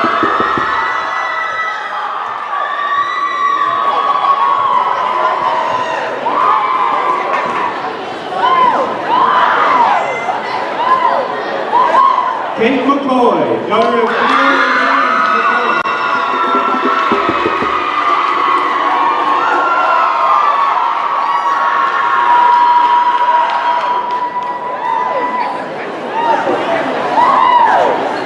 And now for our bowling seniors, Samantha Endicott, daughter of Eddie and Louisa Endicott.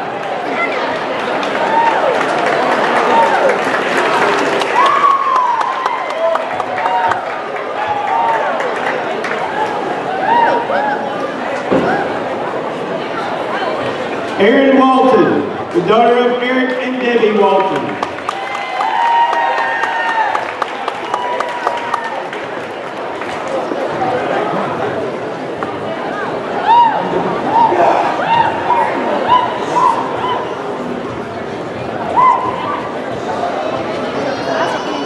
And now our senior dance members. Tamara Combs, the daughter of Tim and Tiffany Combs.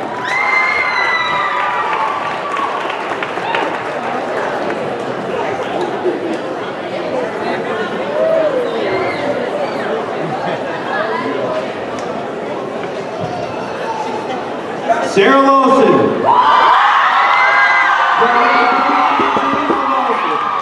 Sarah is also a member of the band.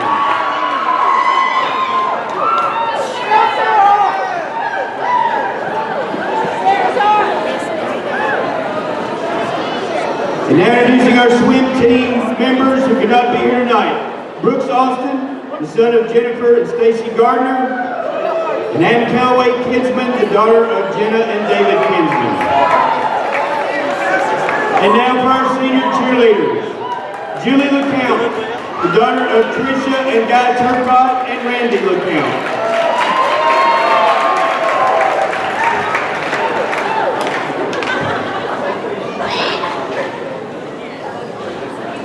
Isaac Slagle, son of Kelly and Tommy Slagle.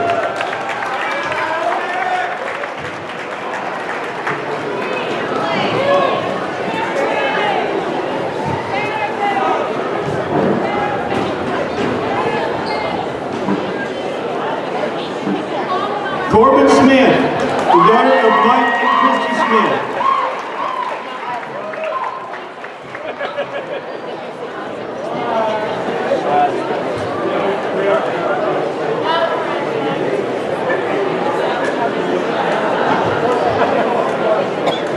Brandon Whitty, the son of Lee and David Whitty.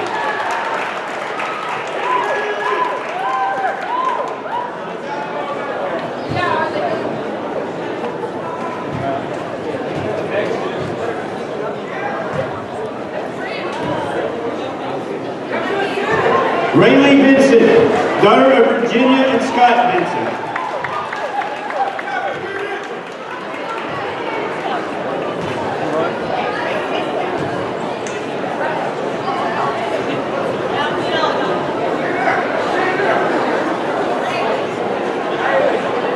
And Mr. Trojan himself, Pregame Burks, the son of Scott and Burks and Barbara Burks.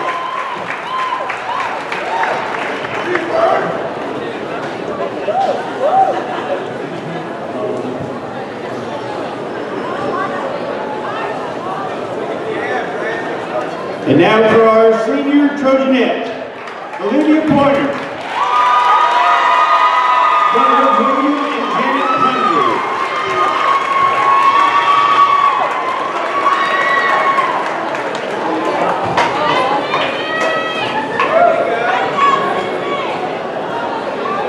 And now for our senior Trojan basketball players, Chase Dow, son of Paul and Harlan Dow.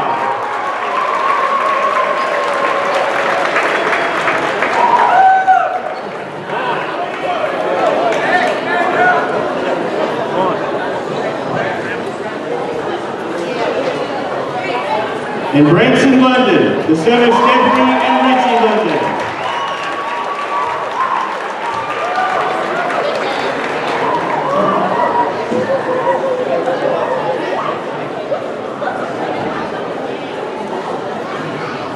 These players have provided nothing but leadership for their teammates and will be missed dearly next year by everyone here at Barren County High School.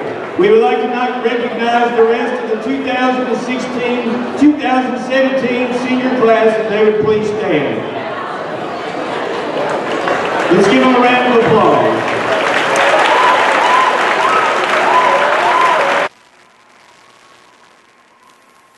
Most of all, the Pep Club would like to give a special thanks to all parents who have taken time and patience to help these students excel in life at Barren County High School.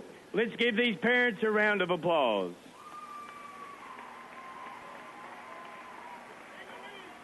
This concludes our senior night activities. Thanks for supporting our seniors. The Pep Club wishes these seniors success in their futures. Thank you. And thanks to Scott Gillen for the senior night festivities here from Barren County High School. Again, the final score of the girls' game, the Trojanettes winning 58-50 over Greenwood tonight. Take a look at the Zaxby's post-game report, or excuse me, the Coca-Cola post-game report. Open a Coke and enjoy the game. Greenwood in the second half, 13 of 35 from the field, 37.1%. They were 18 of 58 for the ball game for 31%. 1 of 14 on threes, 13 of 18 at the foul line, 36 rebounds, 16 of the offensive end. They turned the ball over 7 times. They had 6 steals and 4 block shots. Leading the way for Greenwood tonight, Rosemary Jackson with 20 points. Alexis Jessup had 13. 9 for Riley Hardis, 5 for Jacqueline Jackson, and 4 for Abigail Turley. Barren County, 10 of 22 in the second half, 45.5%, 21 of 44 for the game, 47.7. 5 of 13 on threes, 11 of 17 at the foul line, 27 rebounds, 13 assists, and 10 turnovers in the game. And leading the way tonight, Olivia Pointer with 17. She was 5 of 15 in the field, 4 of 12 behind the arc. 16 points for Elizabeth Bertram, 8 of 14 in the field tonight. Bailey Pettigo, 7 points and 10 rebounds. 9 points for Mallory Pettigo, 6 points and 9 rebounds for Mackenzie England, and 3 for Jillian Bush. Coach Piper Lindsay here with Coach's comments, brought to you by McDonald's. Coach, wrap up another W here tonight. Win number 15 of the season. You played a pretty decent Lady-Gator club. You held them to only 1 point in the second quarter. Yeah, Greenwood's not a bad team at all. kind of worried with Rosemary Jackson. I know she's tough, attacks very well, and finishes strong. And then Hardis, number 40, she's a lights-out shooter as well, so she can turn on at any time. I mean, I know she had one with Mallory's two hands right in her face. Just the tough players. And then Jessup, golly, she killed us on the board. Luckily, you know, those little things didn't hurt us tonight. I kept telling the girls as we went throughout the game, it's the little things. If we do this against district teams, it's not going to be close. And, you know, we just got to continue to learn. We got to continue to get better at those things. And they really just go with their main five. The two they brought in off the bench didn't even play, but about 6 minutes between them. Right, you know, and again, you know, we just got to make sure that we do a better job on those main five. And then, like you said, when one of them came in, we did try to help off a little bit. With that was to our advantage. But again, we just got to do those little things right. And you talked about Hardis. She averaged about 14 points a game. You hold her to 9 all in the fourth quarter. Wow, I mean, that's big time. I think Mallory started out on her, and she did a good job. We just wanted to deny her, didn't even want her to touch. And I guess she got up, 8 shots? I mean, that's not bad, you know. Again, just these little things. I think Mallory did a good job in executing the game plan, and that's a lot of what we need to be working on. Warner was 17. Bertram was 16 again tonight, combining for 33. But Bailey Pettigo on the boards, 10 rebounds. That's great. You know, she was talking earlier how, you know, I guess her man did get a couple offensive rebounds, but we had her over in the help, and she was like, Coach, I can't get over there. And it's one of those things where, hey, yes, you can. You can do it. And I think she did the second half a lot better. That's awesome to see a guard getting double-figure rebounds. Yeah. I know we led by 20 at one time in this game, and Rosemary Jackson kind of took control of it a little more for them in the second half. Yeah, you know, we couldn't get anything to fall. Things just weren't really going our way. I think maybe the pressure got a little bit to us.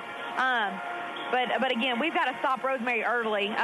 She got in the lane, and once she gets past the free throw line, she's pretty much money. Yeah. She's tough. She's a quick player. I mean, she's averaging 18, 17 for a reason. Right. You know, and Hadley, she did the best she could. You know, Hadley's quick. That first little head move, I think, kind of got us a little bit. But then I think we settled down and finally were able to stop her. Well, another nice job tonight. You go to Hart County. Well, you actually go to Munfordville Elementary on Friday night. Hart County under construction at the moment at the high school, and that'll be a varsity 5:30 game. I noticed they've won their last 5 in a row, but you look at the competition they've played too, but you can't overlook them. Right, you know, I believe that's a team that actually maybe beat Bardstown, or they played close with them, and that's a team that we lost to. You know, we didn't play very well. I think we're playing a lot better, but you still can't take that for granted. We still got to come out and be ready. I know they're a very physical team. My freshman and JV team played them, I guess, about a week ago, and they said it was very physical, so that's one thing that it'll be good for us, I think, but we'll have to come and take care of business. Ever played in an elementary gym before? I don't believe I have. I can't recall ever a game being in an elementary gym. I don't think so. First time for everything, right? That's true. They say it's a fairly nice size, I believe. So we'll see. Coach, congratulations to you. Win number 15 and in the books. All right, thanks, Dave. We'll see you, Piper. Thank you, Coach Piper Lindsay and the Trojanettes winning 58-50 tonight over the Greenwood Lady-Gators as Barren County improves to 15-10 on the year. Greenwood falls to 12-9 on the season. As Coach's comments brought to you by McDonald's, now serving breakfast all day, every day. I'm loving it. We'll come back.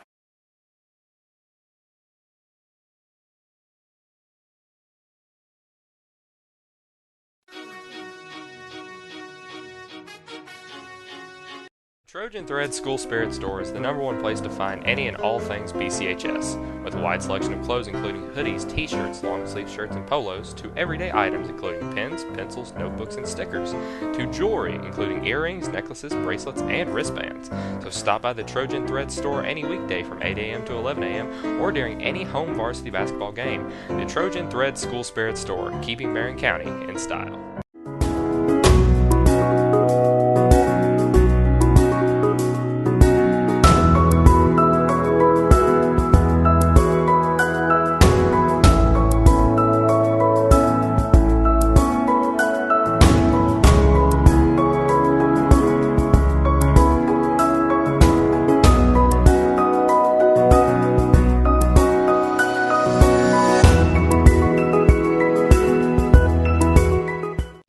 Watching BCHS Live on YouTube or Facebook. BCHS Live is Barren County's own live production group that is here to broadcast various types of events. Founded in 2015 by 5 BCHS students, we are here to set new heights in media and live broadcasting. BCHS Live is involved in all forms of social media. You can find us on youtube.com/BCHS Live, facebook.com/BCHS Live Network, or on Twitter at BCHS Live. BCHS Live, here to bring you everything BCHS, anywhere you want it. The Barren County High School Future Business Leaders of America Club is one of the most largest and thriving clubs at Barren County High. With regional, state, and national competitions to look forward to, students are able to capitalize on every and any aspect of business in the modern world. With competitions centered around technology, writing, speech, and media, among others, any club member is bound to find a path to excel upon. So for their great infusement of technology and business, the FBLA Club has been awarded the January Club Spotlight by BCHS Live. Trojan Thread School Spirit Store is the #1 place to find any and all things BCHS. With a wide selection of clothes including hoodies, t-shirts, long-sleeve shirts, and polos, to everyday items including pens, pencils, notebooks, and stickers, to jewelry including earrings, necklaces, bracelets, and wristbands. So stop by the Trojan Thread Store any weekday from 8 a.m. to 11 a.m. or during any home varsity basketball game. The Trojan Thread School Spirit Store, keeping Barren County in style.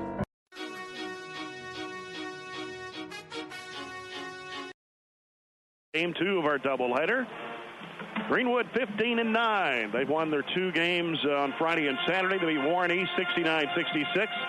Cumberland County on Saturday 61-51. They have won 4 in a row and 6 of their last 7 games.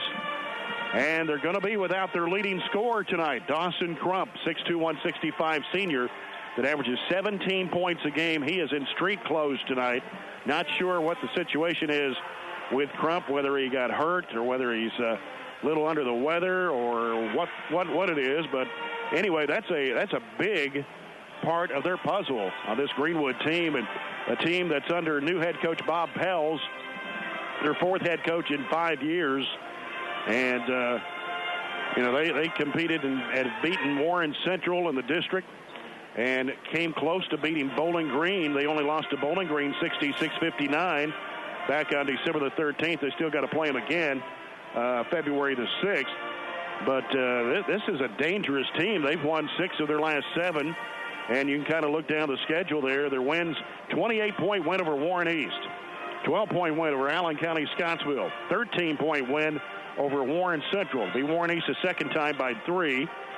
And you look at they've had some close losses too. About 6 close losses by 6 points or less, or 8 points.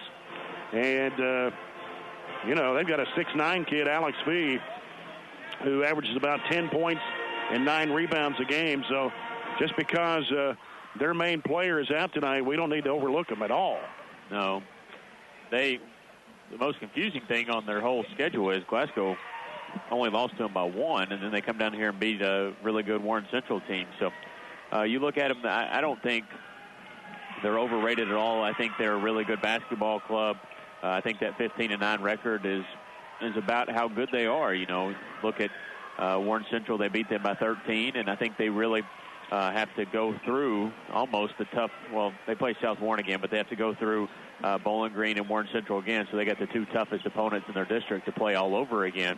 I think they can be a team, and they won it back in, I think, 2008. They won the region in 2008, but that would be maybe the last time, maybe one other time that they've been to the regional tournament where you broke the Warren Central Bowling Green streak, and I think they've got a real shot at it this year. But they're a different ball club, as you said, without their leader. Yeah, and their last time they were in the regional tournament was 2013. Okay. And Barren County won that game against them 87-71. In fact, Barren County's won the last 3 meetings against the Gators. Didn't play last year because of the weather. And as I mentioned, Bob Pels is the 4th coach in 5 years at Greenwood, and they are 5-1 in their district. Their only loss coming to Bowling Green. Bowling Green's 5-0. Warren Central 3-3, and then Warren East 1-4, and South Warren's 0-6. So Greenwood and Warren Central probably battling it out to get to go to Diddle on the other side with Bowling Green. So we'll see how that all shapes out. Trojans are coming off a 26-point win over Glasgow Friday night in a district game. Trojans have won 5 of the last 6. And 1 loss, a 6-point loss to the number 2 team in the region, Franklin Simpson. And in the ratings this week, Bowling Green number 1, Franklin Simpson 2, Russellville 3, Greenwood at number 4, Warren Central 5, and Barren County 6, Monroe 7. And then you look down the list. Clinton is 8th, Warren East 9, Allen County, Scottsville at 10 of the 17 teams in the region. And another poll, it showed the Trojans in the Bowling Green Daily News Prep poll coming in at number 9. Lit ratings had Barren County at number 9. Bowling Green number 1 in both, of course. And Greenwood was number 5 in the lit ratings and number 4 in the Bowling Green Daily News Prep poll. So shows Greenwood would be a favorite tonight with Crump, but with him out, I'm not sure how that will. They'll have to make some adjustments for the Gators tonight. They come in 15-9, Barren County 11-12, and we're going to take a break. Come back with more pregame coverage in a moment. Pregame report brought to you by McDonald's. You're following.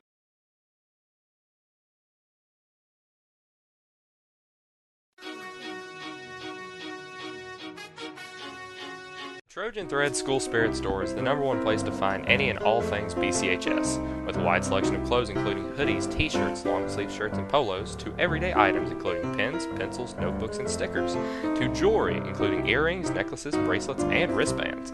So stop by the Trojan Thread Store any weekday from 8 a.m. to 11 a.m. or during any home varsity basketball game. The Trojan Thread School Spirit Store, keeping Barren County in style.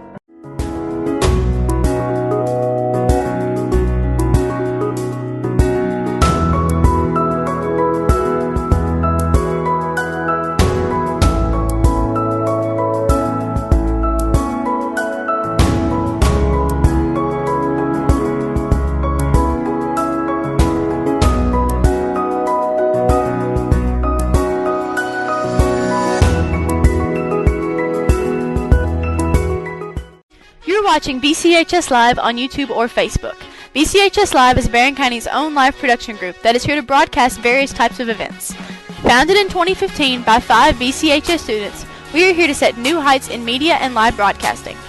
BCHS Live is involved in all forms of social media. You can find us on youtube.com/BCHS Live, facebook.com/BCHS Live Network, or on Twitter at BCHS Live. BCHS Live, here to bring you everything BCHS anywhere you want it. The Barren County High School Future Business Leaders of America Club is one of the most largest and thriving clubs at Barren County High. With regional, state, and national competitions to look forward to, students are able to capitalize on every and any aspect of business in the modern world. With competitions centered around technology, writing, speech, and media, among others, any club member is bound to find a path to excel upon. So for their great infusement of technology and business, the FBLA Club has been awarded the January Club Spotlight by BCHS Live.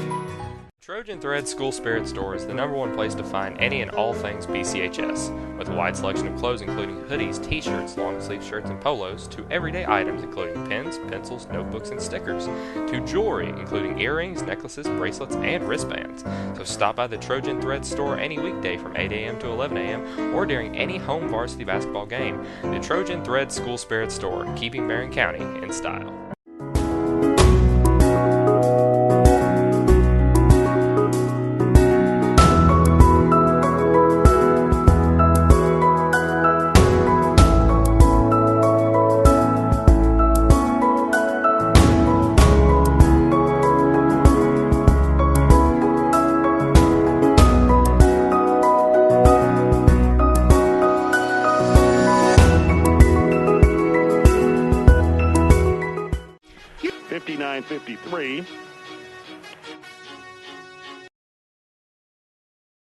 Game 56-36. Of course, Glasgow was without Ellie Bartley, and the Trojanettes win tonight 58-50 over Greenwood.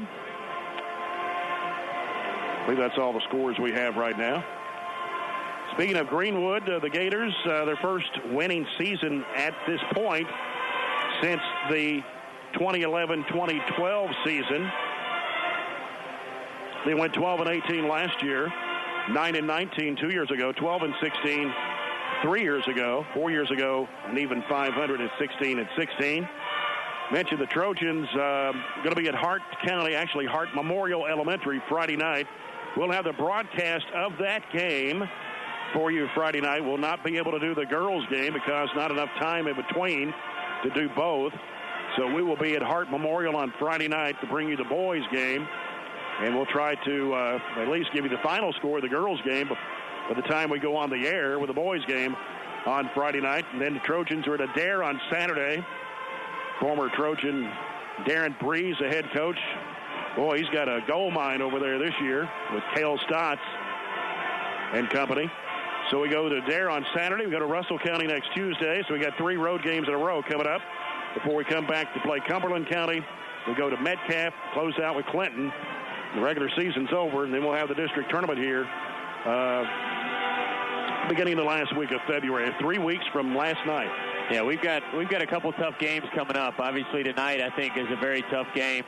Friday maybe dips down a little bit, then you come right back up to Adair County over there, who has 4 kids that average in double figures. Kel Stott's 21, and then Corey Melton is almost 19. So they have a loaded roster, and as you said, Breeze 21-1, pretty impressive. So we've got a few tough games tonight, maybe one of the toughest outside of Adair County that we have left. Let's take a look at tonight's starting lineups, brought to you by South Central Bank. Small enough to know you, big enough to help, for the Greenwood Gators under Coach Bob Pels. They'll start Luke Littrell, 5'9", 155 junior, averaging 8.6 a game. Again, Dawson Crump is not playing tonight, the leading scorer that averages 17 a game. Jack Roberts, 5'10", 155 sophomore, averaging 9.3. Chris Agro, 6'2", 190 senior, averages 11 points, 6 rebounds. Alex Fee, 6'9", 225 and a senior, the tallest player in the 4th region, averages 9.7 points and 9.2 rebounds. And Philip Newen, a 6'1", 165-pound senior that averages 2.8 points a game in the starting lineup in place of Dawson Crump. Warren Cunningham in his 9th season. His assistant coaches Matt Gardner, Lee Johnson, Jared Browning. Parker Stevens, point guard, 5'11", 148 junior, averaging 5.6. Branson London, 6'3", 153, a senior, averaging 8.7 a game. Garrett Arterburn, 6'1", 150, a junior, averaging 7.3. Jared Coomer, 6'7", 176, a junior, averaging 16.3 points, 7.8 rebounds. Will Bandy, 6'5", 205 freshman, averaging 7.6 points a game for the Trojans. And as we mentioned, other games around the area tonight: South Warren at Bowling Green, Russell County at Metcalf County, Glasgow at Monroe, Cumberland County at Warren East. Those are doubleheaders. Actually 3 single girls games. Owensboro Catholic at Allen County, Scottsville, Warren Central at Clinton, Apollo at Logan. A couple of boys games: Franklin Simpson at Christian County, Allen County, Scottsville at Hart County. Games around the area brought to you by South Central Bank. Small enough to know you, big enough to help. We'll come back, get set for the Farmers RECC Jackie Browning Memorial Opening Tip-Off. After this timeout, you're following the Trojans on 103.7 Nash Icon.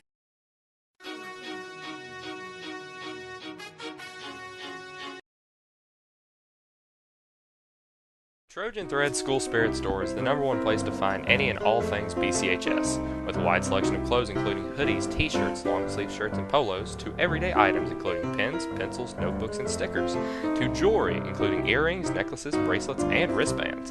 So stop by the Trojan Thread Store any weekday from 8 a.m. to 11 a.m. or during any home varsity basketball game. The Trojan Thread School Spirit Store, keeping Barren County in style.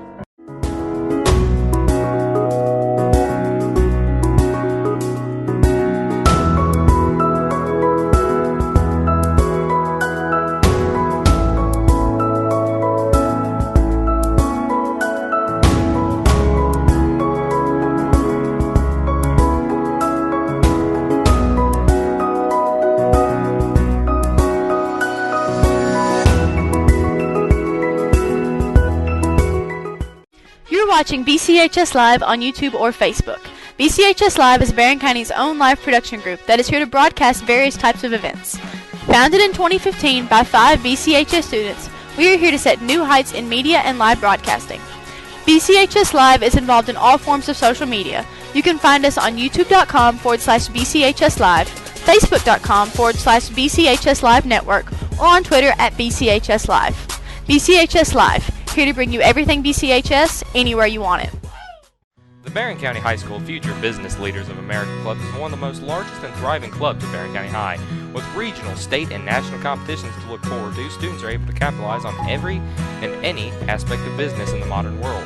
With competitions centered around technology, writing, speech, and media, among others, any club member is bound to find a path to excel upon. So for their great infusement of technology and business, the FBLA Club has been awarded the January Club Spotlight by BCHS Live.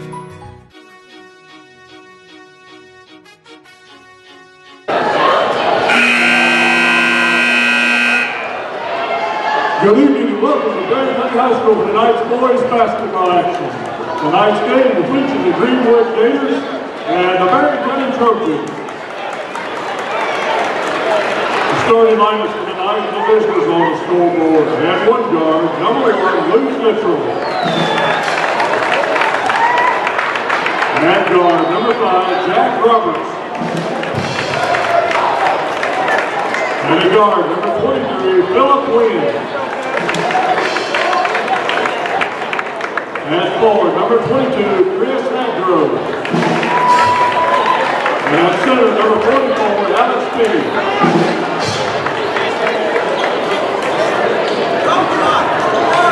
And now, your very own Barren County Trojans. And at guard, the 6'3" senior, number 3, Francis London. And at guard, the 6'1" junior, number 33, Jared Oliver. And guard, the 5'11" junior, number 5, Berkeley Stevens. And one guard, the 6'7" junior, number 12, Jared Cooper. And brother for the 6'5" freshman, number 20, Will Bandy. The coaches are assistant Ben Gardner, Lee Johnson, and Jared Brown. Head coach Warren Cunningham. The officials for tonight's game, Ryan Kraft, Todd Dirk, and Evan Gray.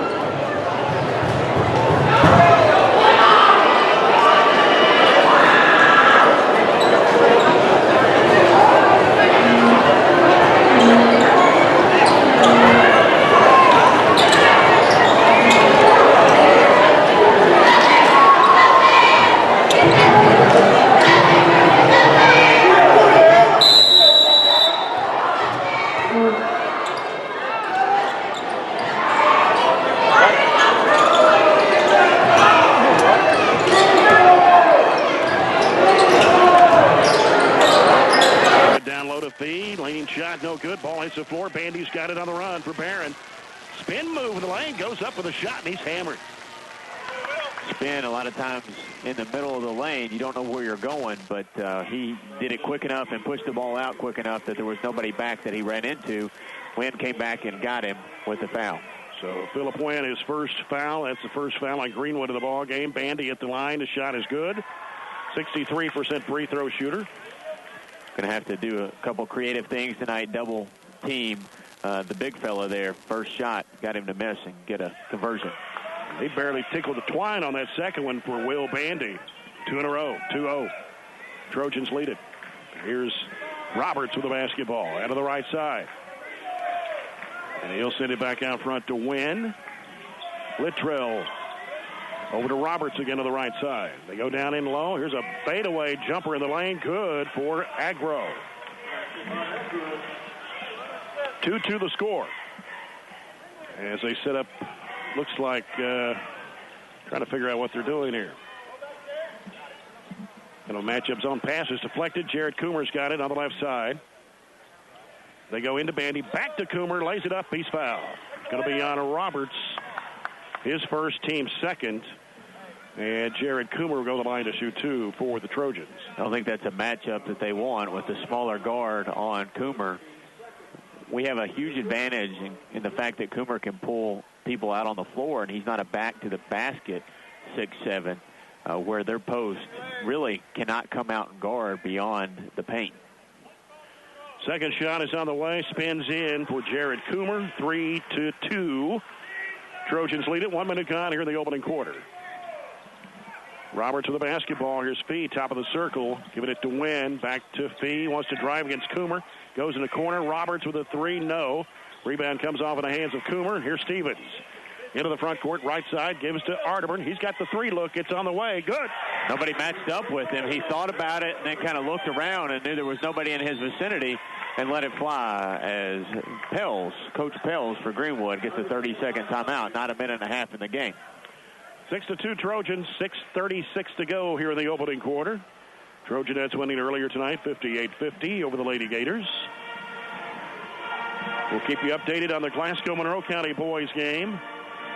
Really doesn't have much of an effect on the district standings other than just something to keep you updated on. That's it, because we know how the boys is going to stack up. Barren will play Glasgow, first round of the district tournament. Monroe will play Allen County Scottsville. Girls is still undecided. One game left to play. Yeah, Allen's got to play Monroe again. But I don't see that. Monroe is already... They're 5-0. They've locked up the 1 seed, but I don't see Allen County being able to beat them to lock up the 3 seed. I don't think so either. So we may have a flip of the coin for the third place spot. Would it be something the Trojanettes could get Glasgow again? I think that's the hope.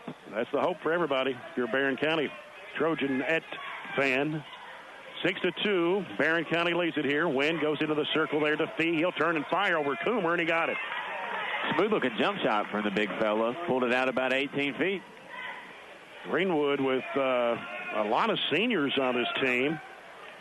Not sure how much the reserves play, but they had started 4 seniors until Crump did not play tonight. 6-4. Here's Stevens. Hooks it over the right side. Here's a three by London. Bingo. Look good. Same spot almost that Garrett knocked down the other one. Out of that right wing for a People's Bank three. Here's Fee again. Jumper good over Coomer. Going to have to get a little bit more aggressive with the defense against him as he's shown he's knocked down 2 long ones. Averages 9.7 points a game. He's not going to take you off the dribble, but he can shoot it out there.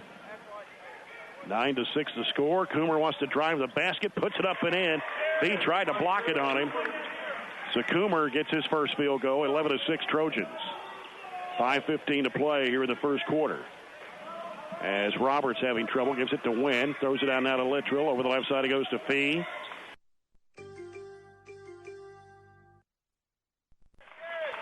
11-9, their first three-pointer of the game. 4:55 to play here in the opening quarter. Stevens with it out front for Barren. Bounce pass left side to Bandy. He'll hand it off out there to London. London guarded by Roberts. Out to Bandy. He'll fire 3. It's short. Gets his own rebound. Goes back under pump fake. Goes up. Got it. And a foul. Nice move under the basket for the freshman.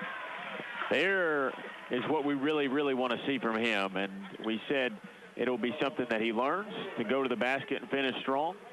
Nice to see that towards the end of his freshman year, that he's putting it up strong, finishing through contact.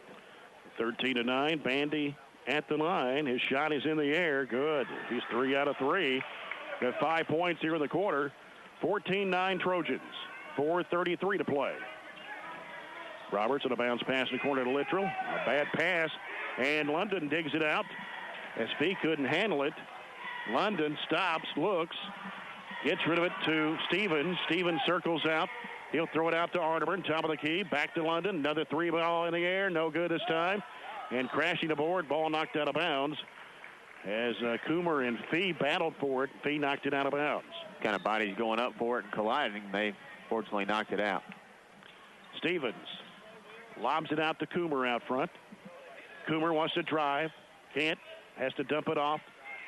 There to Bandy. Back out to Stevens. Coomer sets a screen. Now Stevens will back away in the dribble. Half the quarter gone. Trojans 14, Greenwood 9. Played well so far in opening 4 minutes. Stevens gets a screen from Bandy. Can't shoot. Gives it out to Arterburn. Top of the key. Over the left side it goes to Coomer. He wants to drive. Pulls up at the baseline. Jumper good for Coomer. Nice step back. As he didn't want to go in and challenge Fee that time, even though I think he could based on the previous trips. 16-9. Trojans lead it. Wynn with it out front for Greenwood. He'll go to Littrell here on the left side. Now Littrell Goes down low in there to Agro. Backtracking, spinning, losing the handle, coming up with it. Here comes London. Off to Coomer. Wanted to shoot that three. London sends it left side. Stevens for three. Yes! 3 threes for the Trojans here in the opening 5 minutes. Able to get almost 20, up to 19 to start the game. 19-9. 3 threes. People's Bank three-pointers. Littrell for three. It's short off the front of the rim. Put back up, no good for Fee. Agro goes to the floor, throws the ball away, goes out of bounds, but Greenwood will get it back. Not sure what they called there or didn't call as Agro went up, got the rebound, and just completely fell down. No walk call. He just threw it to get rid of it, and Otterburn kicked it out of bounds. Ball comes out to Roberts. Gets a screen from Fee. He'll dribble left, drives, pulls up, can't shoot. Out to Wynn for three. Air ball. All Wynn. And then Littrell tried to save it in bounds or throw it off Otterburn, but couldn't get to it. And so the Trojans basketball with 2:41 left in the quarter.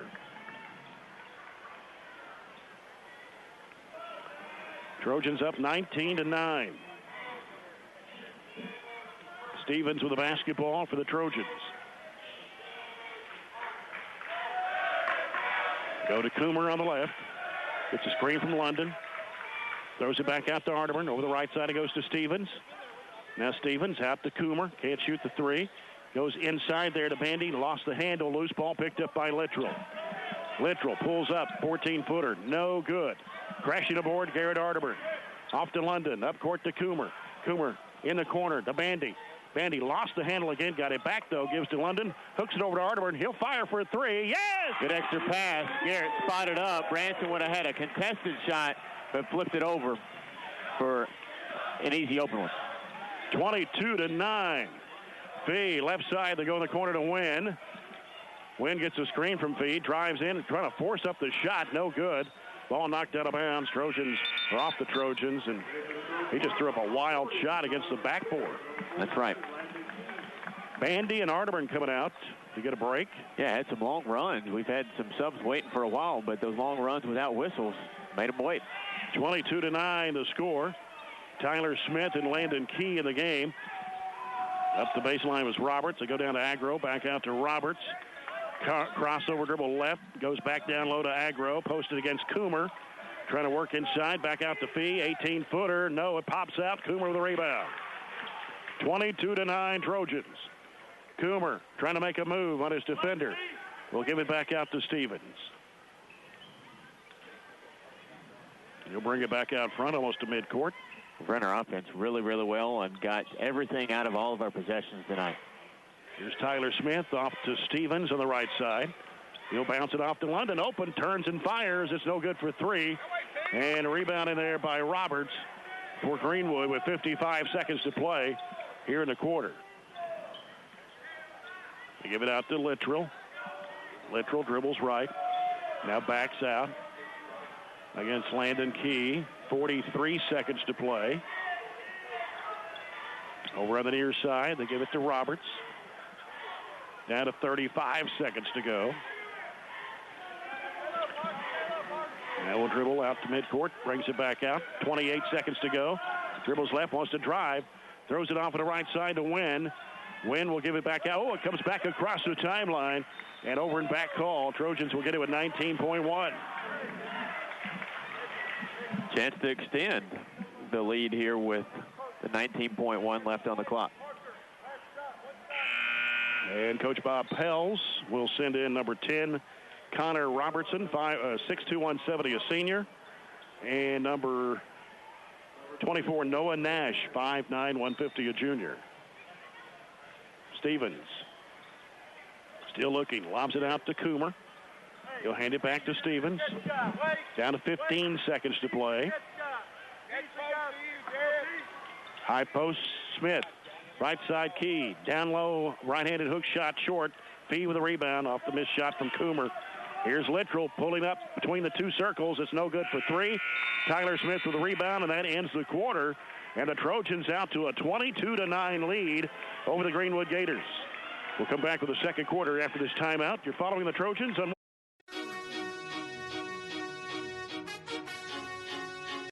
Trojan Thread School Spirit Store is the #1 place to find any and all things BCHS, with a wide selection of clothes including hoodies, t-shirts, long-sleeve shirts, and polos, to everyday items including pens, pencils, notebooks, and stickers, to jewelry including earrings, necklaces, bracelets, and wristbands.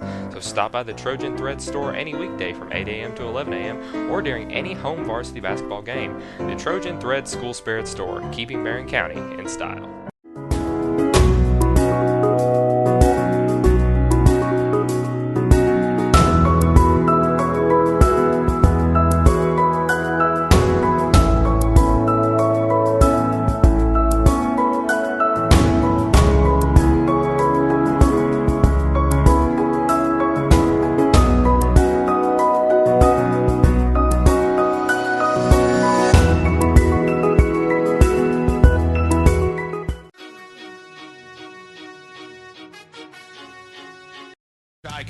This is Lauren Simmons, a member of the 1997 Trojanettes 4th Region Champs. Join us February 10th at Barren County High School Gym as we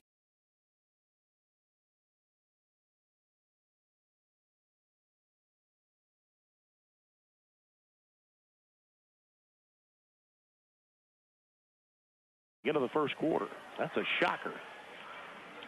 22-9, Trojans lead the Greenwood Gators here. So we start the second quarter. A traveling violation on Stevens out front. Trying to get an angle at the pass. Barren was 7 of 11 the first quarter from the field. Greenwood 4 of 13. Trojans had 6 rebounds. Greenwood had 3. 1 turnover for the Trojans that first quarter. Greenwood with 3 turnovers. Gators with the basketball. Robertson with it. Gives it over now to Nash. Back left side of Roberts. They go down to the corner. Littrell for 3. It's short off the left side of the rim. Bodies everywhere. Littrell comes back out. And Robertson for 3. Good. 22-12. Stevens handles the basketball. Tyler Mosby in the ball game for Barren. 6'2", 217, a junior. London gives the Key. Right side it goes to Stevens. Mosby sets a screen for him. He'll give it back out to London. Swings it left side over to Key. Key wants to drive. He's cut off. Throws it back out to Stevens. Right side to London. London dribbles it down to the corner. Has to throw it back out front to Stevens. Just over a minute gone here in the second. Trojans 22. Greenwood 12. Here's Mosby. Ball gets loose. Still loose. Going to roll out of bounds. Greenwood's going to get it. Trying to feed it post to post there, but I thought they got a foot on it. Must not have. Kind of blocked out a little bit, but it looked like the ball was kicked. Jared Coomer, Will Bandy, Garrett Arterburn, all back in the game. Brandon Reed seeing his first action. 5'11" junior. Greenwood with a basketball. As Robertson hit that last 3 for the Gators. They go into feed. They kick it back out. They go in the corner. And they can't shoot the 3. Nash may have got away with a walk there. Here's Fee. Spin move. Fall away shot. No. Bandy with a rebound. He was kind of leaning on Bandy, and when he let him go, he lost his balance as he turned to shoot. And here's Garrett Arterburn with the basketball for the Trojans. 6:12 to go. First half here. 22-12. In favor of the Trojans. Arterburn gives it out to Reed. Reed dribbles to the right side against Roberts. Sends it back out to Arterburn. Now Arterburn takes it left against Littrell. Dumps it in there to Bandy, left of the lane. Spinning against Fee. He's cut off. They go down into Mosby. Stepped on the end line. Or, well, no, we got a foul. Yeah. Wasn't much of a foul, but on the catch, they said he was bodied up a little bit. Foul on Robertson. That'll be his first, team's 4th. Ball comes down the corner to Bandy. Gives to Reed. Back off to Arterburn. He'll turn and shoot. 3-pointer, no good. And with a rebound is Roberts for Greenwood. Nash with it out front. He'll go left side with it over to Roberts. Now Roberts will bring it out between the circles. Goes left side with it to Littrell. Now here's Fee, top of the circle. Right side over to Roberts. Splits the defenders. They've got away with a walk as he got into the lane. I think so. Nash fires it back out to Robertson. Back to Nash out of the corner for 3. It's off the mark. Rebound of the Trojans. Garrett Arterburn with it for BC out of the front court. Left corner, Reed will pull the trigger. No. And rebound in there by Fee. 5 minutes to play, first half. Roberts driving to the bucket, kicks it back out. Robertson, a three-pointer, got it. Back-to-back threes for Robertson. He shoots at about 50%. He's 11 of 22 on the year. He made his 10th and 11th in this game right here. Cuts the lead to 22-15, so two back-to-back threes, 6 points, 6-0 run for the Gators here with 4:51 to go before halftime. Coming up at halftime, we'll talk with Anthony James, the principal of Park City Elementary. As it's been senior night here tonight, all the festivities taking place between games this evening. Barren County with 4 3-pointers in the game in the first quarter. And now we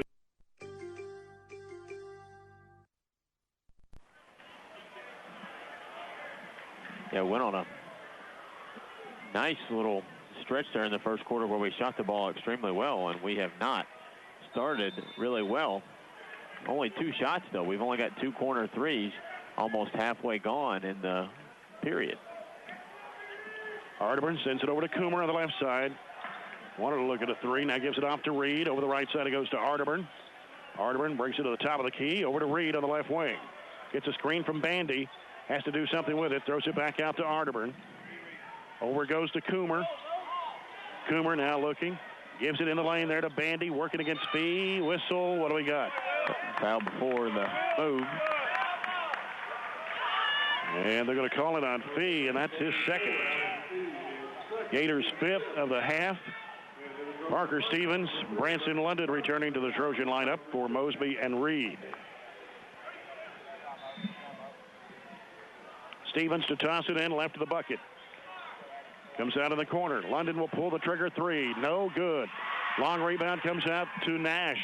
All 3 of our shots now empty from the corner. Yep, here comes Littrell. He lost the handle, stolen by Arterburn. Sends it up court to London in the right corner. He'll fire it back across to Stevens. He'll leave it out there with Coomer. Now goes to Bandy. Turns left elbow. Shot good.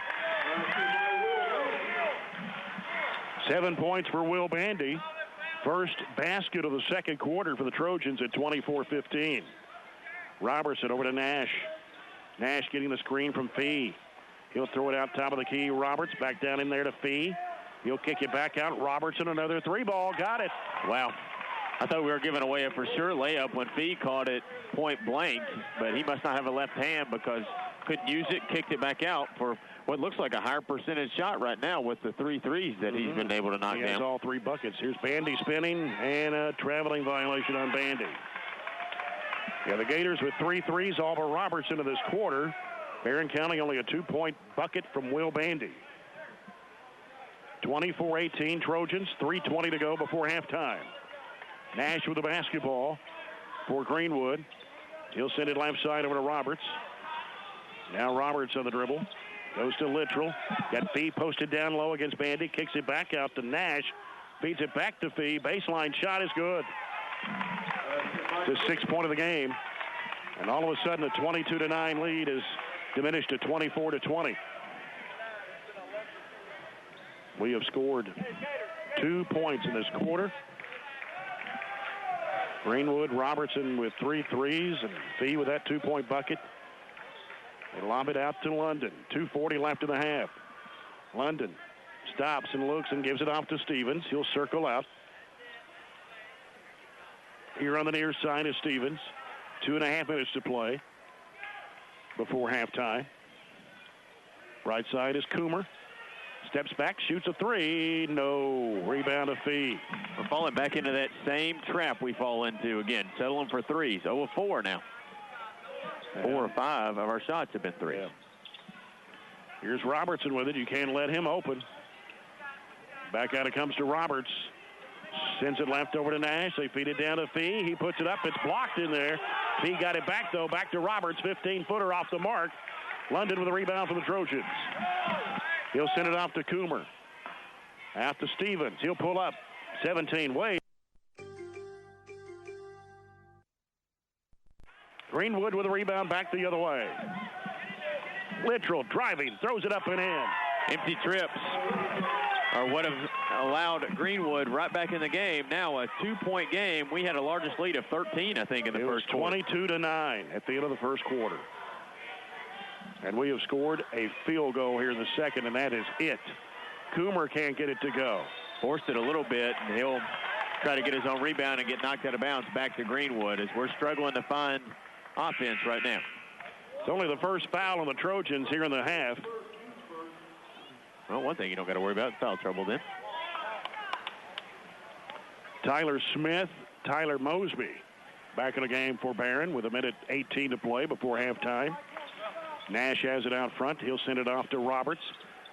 Floats it in there to Fee. Back to Littrell, and ball's loose. Picks it back up, and then we get a reach-in foul. Had it knocked around, and they were kicking it around. We just couldn't get a good hold on it. You knew we couldn't handle probably shooting 64% for the whole game, but we've cooled way down. Brandon Reed in for Branson London, who just picked up his second with 1:07 to go, but here in the second period. As it comes out to Nash, they go in the corner to Roberts. Roberts heads toward the paint, pulls up in the lane, jumper, got it. They're kind of hitting everything now. Tied at 24 with 53 seconds to go here in the first half. Trojans been outscored 15-2 in the second quarter. Reed will throw it back out to Arterburn, over to Stevens. Now it comes to Reed, right of the circle. Arterburn trying to get a screen. Can't shake off his defender. Crossover move. And he'll give it off to Mosby. He'll throw it off to Stevens. In traffic, shot blocked by Fee. Taken by Greenwood. Back the other way with 28 seconds. Here's Nash with the basketball. Nash working against Reed. Left side, it comes to Roberts. 12 seconds to go in a half. And here is Roberts. Stops, bounces off in the corner. Littrell for three. No. Rebound Robertson. Back to Nash for three. No. That's the end of the half. 24-24. Greenwood outscores Barren 15-2 in the second quarter. We'll come back to the halftime report in a moment. You're following the Trojans on 103.7. The Trojan Thread School Spirit Store is the #1 place to find any and all things BCHS, with a wide selection of clothes including hoodies, t-shirts, long-sleeve shirts, and polos, to everyday items including pens, pencils, notebooks, and stickers, to jewelry including earrings, necklaces, bracelets, and wristbands. So stop by the Trojan Thread Store any weekday from 8 a.m. to 11 a.m. or during any home varsity basketball game. The Trojan Thread School Spirit Store, keeping Barren County in style.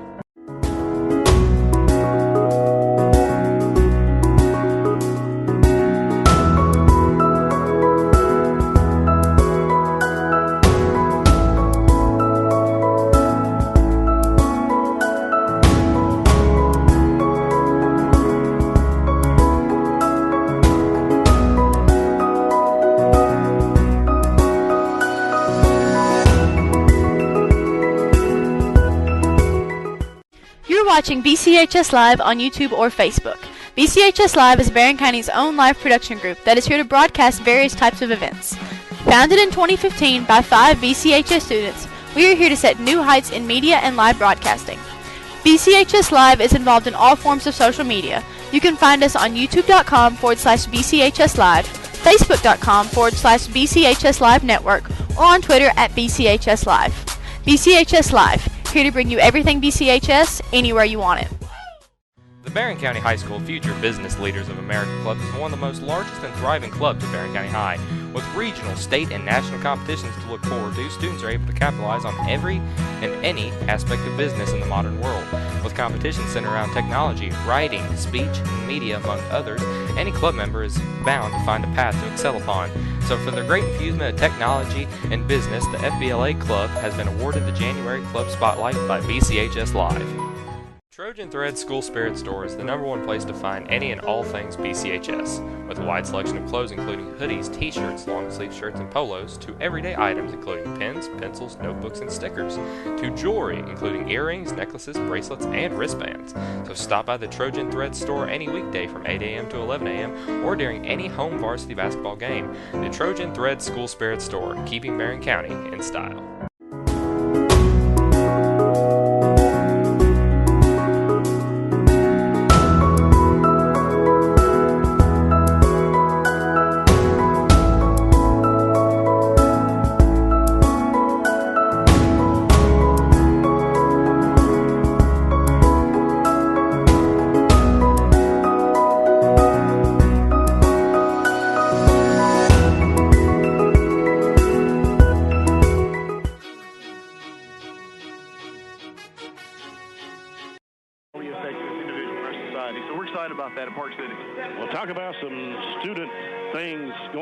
Opportunities at Park City.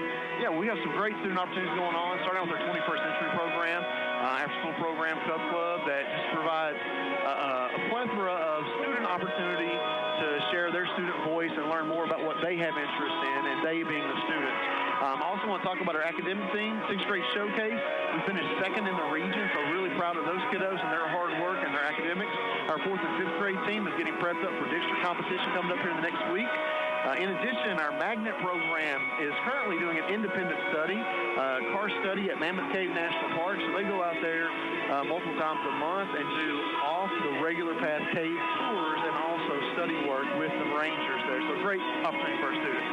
And then lastly for Magnet, they're getting ready for a Chicago trip coming up at the end of March. They're going to do a historical tour of Chicago. We've got about 40 students and parents going up there. Neat trip. They'll do a great job representing Park City and also Barren County schools. And then we have our Beta Club that's going to send 20-plus students up to the state competition at Rupp Arena and really represent Barren County schools. Excited about the Legos and then also the robotics competition therein as well. Really building that STEM approach at Park City Schools. And along those same lines, STLP is going to have about 20 students going to state competition there as well. And last year, we placed 3 of the top 5 Racing to the Future student competitors at the state level. So we're excited about that finish last year and really building upon that. And that's another STEM-focused activity for our students. Our students are building slot cars, so miniaturized drag racing cars. They time their cars, they test their cars, and then they rebuild and redesign their cars so you can get the fastest car. So really cool opportunity for elementary age students. Wow. STLP, Beta, Magnet. I wish they had those things when I was in elementary school. I tell you what, if a student were to attend any of our Barren County schools, they have opportunities that are unheard of in this area. Yeah. And it's great to be a part of Barren County schools right now. There's no doubt about it, Jay. How's your enrollment this year?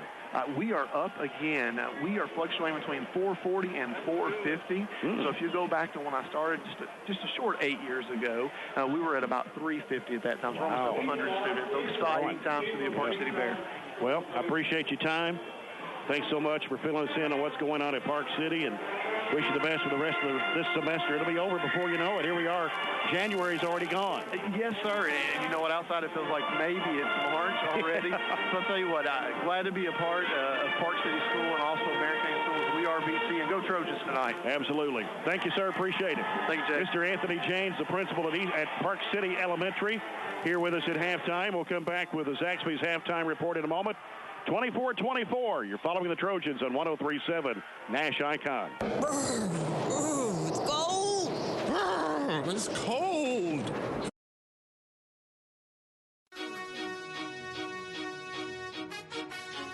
Trojan Thread School Spirit Store is the #1 place to find any and all things BCHS, with a wide selection of clothes including hoodies, t-shirts, long-sleeve shirts, and polos, to everyday items including pens, pencils, notebooks, and stickers, to jewelry including earrings, necklaces, bracelets, and wristbands. So stop by the Trojan Thread Store any weekday from 8 a.m. to 11 a.m. or during any home varsity basketball game. The Trojan Thread School Spirit Store, keeping Barren County in style.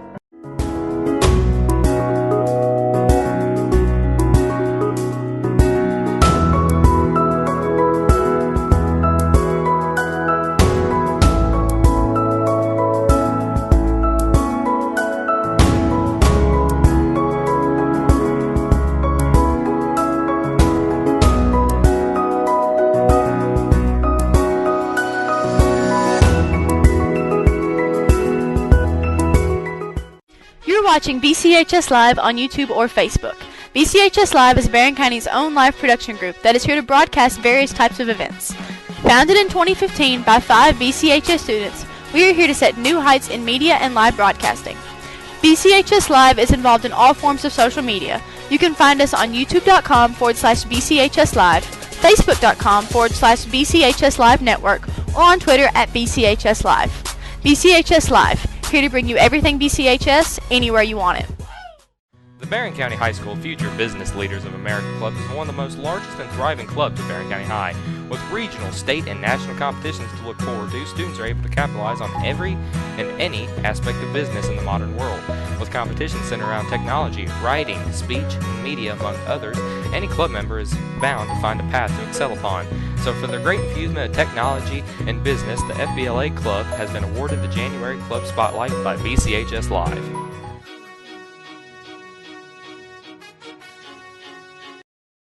As we celebrate our 10th year anniversary. Halftime report, proud sponsor, Barren County High basketball, come by Zaxby's on Happy Valley Road before or after the game. Greenwood, 10 of 26 in the first half, 38.5%, 4 of 13 on threes, did not attempt a free throw, 12 rebounds and 4 turnovers. They were led in scoring by Connor Robertson. He came off the bench and hit 3 threes. 6 for Alex Fee, 5 for Luke Littrell, 2 for Jack Roberts. Chris Agro had 2, and Noah Nash played but did not score. Barren County 8 of 20 in the first half, 40%, 4 of 12 on threes, 4 of 5 at the free throw line, 10 rebounds, 4 turnovers, 5 assists. 7 points for Will Bandy, 6 for Garrett Arterman on a couple of threes, a couple of three-pointers between Parker Stevens and Branson London. Jared Coomer scored 5. Tyler Mosby, Tyler Smith, Brandon Reed, Landon Keesaw actually failed to score. Only 1 field goal in the second quarter, and that was by Will Bandy. Got outscored 15-2. Not a very good second quarter for sure. We were 1 of 9 from the field, 0 of 5, where they shot almost 50% at 6 of 13. A lot of things not going right there. We got manhandled on the boards there in the second quarter. We didn't turn it over a ton, but we turned it over a couple of times to give them some points off turnovers. Not getting anything from our bench. Tyler Smith and Tyler Mosby have both played about 5 minutes apiece. Their stat line between the two of them is just 1 rebound. Those two have to contribute a lot more for us to be successful night in and night out. We went the last 4:40 without a field goal. Can't do that either. After such a great first quarter, we kind of did just the right opposite in the second quarter. So that's where we start the half. It's where we start the game, all square.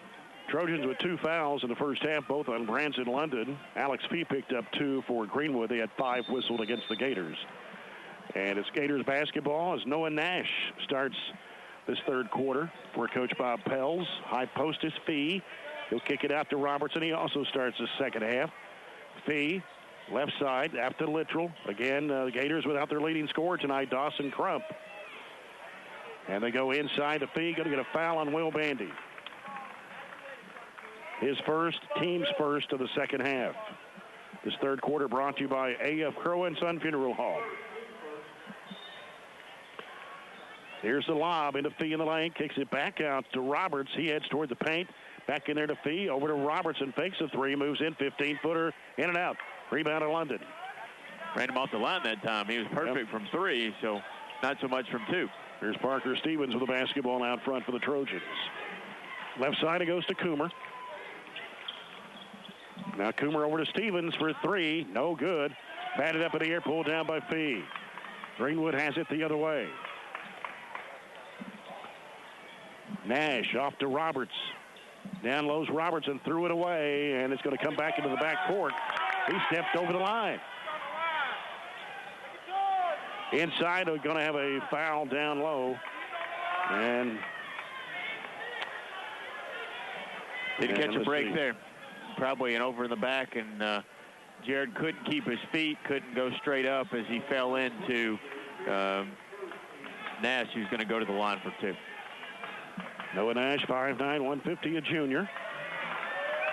He doesn't play a lot. He missed the shot.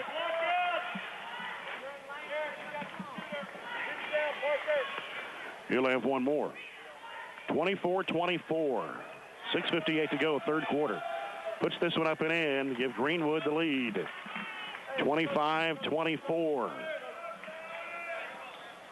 Parker Stevens crosses into front court. Bounce pass left to Coomer. And now Coomer will leave it out there with Arterburn. Swings it right over to London. London out top to Stevens. Gives to Arterburn. Now Arterburn will throw it out to Coomer. Top of the key. Can't shoot the three. Stevens on the right wing. Stevens. Jump pass over to London. Goes to Coomer. Goes baseline. And puts it up and in. Took it to the rack. Yeah. Straight over Fee again. Not much of a challenge at the rim at 6'9". 26-25. Trojans back on top by one. And here's Robertson with a basketball for the Gators. Right side is Nash. Back out to Robertson. Goes right side over to Roberts. Back out to Nash. Now Nash on the dribble. Will take it left side. He'll lob it in there to Fee. Going to get a foul on London. And that's going to be his third, team's third. You heard Warren yelling to Bandy not to front too high because we can't put that much backside help that far out, and that's what got the foul. Nash with it right corner. Sends it out to Robertson. Over it goes to Roberts in the corner. Littrell takes a three. Drives. And we're going to get another whistle here and a foul on Garrett Arterburn, and that is his first, team's fourth. So you mentioned we only had 2 personal fouls the whole first half. We already have 4, and we haven't played 3 minutes. Greenwood's basketball comes out to Robertson. He gives it to Nash on the right side. Feeds it down to Fee. Kicks it back out to Roberts between the circles. Roberts leaving it off there with Robertson. Back right side, Nash. He'll fire the three. It's no good. Stevens with the rebound for Barren. Stevens gives it off to Arterburn. In the corner to Coomer. Down low is Mosby. Spinning. Falling away. Shot drops in. There's some contribution from that bench spot. Our first bench points of the night. 28-25. Trojans lead it back by 3. Robertson to the right corner for Greenwood. Started out there by Mosby. He'll send it back out front to Nash. Nash on the right side of the floor on the dribble. Nash picked it up. Gives it off out there to Roberts. Now Roberts to Robertson. He'll drive it right down the lane. Scoops it up. Got a foul.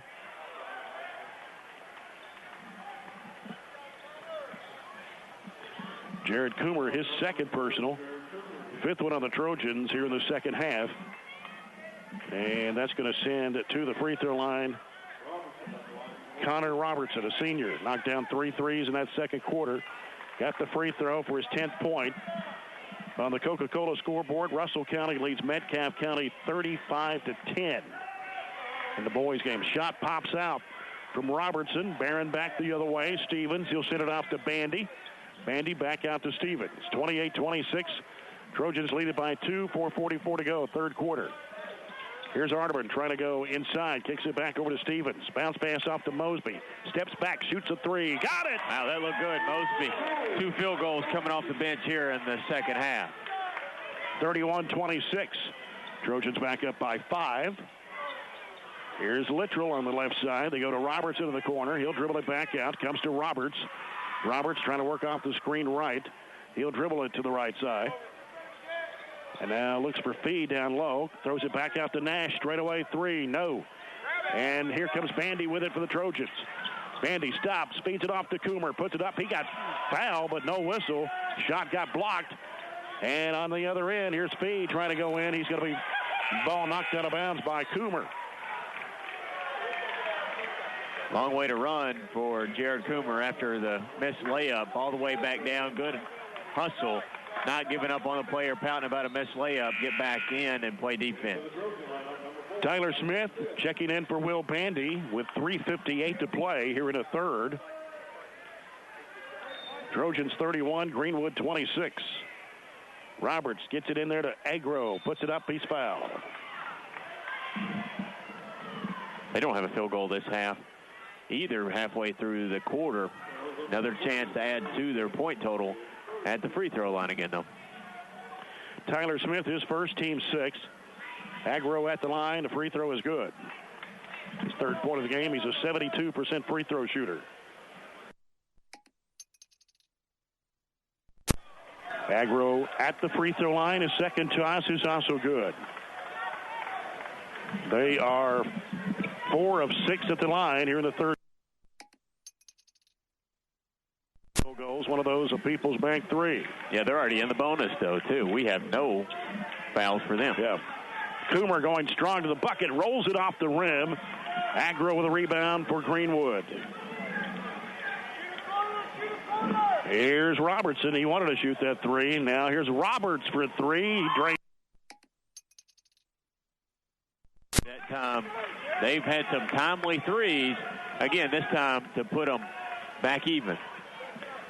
3:18 to play here in the third quarter. Coomer with it on the left wing. Looking for Smith. Here's Mosby fired it up and in. He's using all the rim and hit the backboard and fell through. He's using a little bit of everything to get his 3 field goals to go, but still, they went through and back to a 2-point lead. He's got 7 of the 9 points here. Underneath, shot blocked by Smith. Late whistle.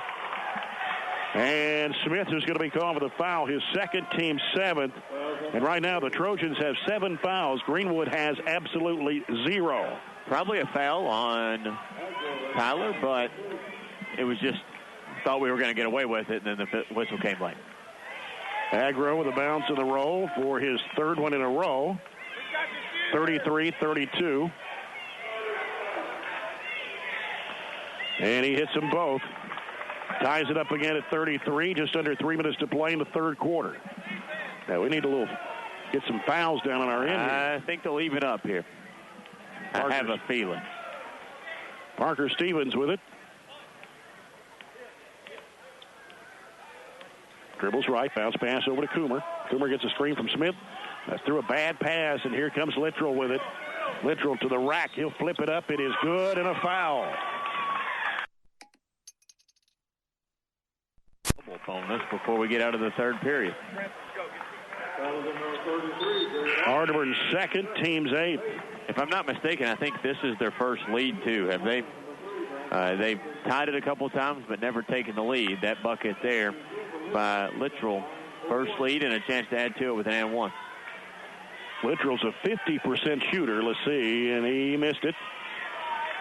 Rebound taken by the Trojans. 2.5 minutes to go. Down 2-30. Period here. Stevens hands it off to London. Now London trying to set things up here. Get everybody in position, directing traffic. Left side it comes to Stevens. Now Stevens gets a screen from Mosby. He'll send it off right. London, 3-ball. Yes! His second People's Bank 3-point shot. 36-35. Trojans, 2 minutes to play in the third. Roberts with the basketball on the right side. High post feed, down low. Back in the corner. Roberts a 3. No. Rebound to Bandy. Outlet pass comes to Stevens. Stevens on the right side. Pulls up now. Fires it over to London. Fakes the 3. Moves in, can't shoot. Goes in the corner to Mosby. Back out to London. 1:37. Down low is Bandy. Turns, works against Fee. Right-handed hook shot. It is in and out. Rebound of Fee for the Gators. And Bandy trying to reach in to tie it up. Couldn't get a jump ball out of it. Ripped it away too quick. 1:22 left here in the third. Roberts with the basketball drives. That should be an offensive foul. No whistle on that one. Got to be something there. I mean, 8-0 on fouls. Come on. That's why we have 0 fouls. Here's Stevens with the basketball. Stevens. Out between the circles, down to 58 seconds to play. Left side is London. London can't shoot. Bandy trying to go baseline. Spinning. And trying to go up with a shot. Finally going to get a foul. Think so. Our rookie official getting broken in here a little bit in this game. And that will be the third foul on Fee, or excuse me, I believe that's Fee, his third. Yes. Bandy puts it up and it's good. Will Bandy, 4-4 the stripe, 8 points, his first point of the second half. Gives the Trojans a 37-35 lead. And now Philip Wynn, who hasn't played much. No, he started the game, but hasn't played hardly any here in the second half for sure. 37-35. Bandy will put this one up, and it's good.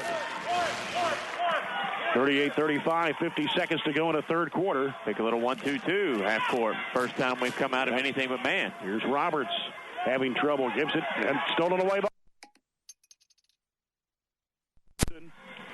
London. Back out now to Arterburn. Now to Stevens with 34 seconds to play in the third quarter. Good little wrench we threw at him there to see if we can take the last shot of the third quarter and extend a 3-point lead. Down to 21 seconds to go here in the third. Stevens with the basketball, still in the dribble. Out near midcourt. 15 to play. Down to 10. Here we go. Left side comes to London. Arterburn. Back to London. 3 in the air. No good. Rebound taken by Agro. 2-1. That will end the third quarter. After 3, Barren County 38. Greenwood 35. We'll come back with the fourth quarter after this timeout. You're following the Trojans on 103.7 Nash Icon.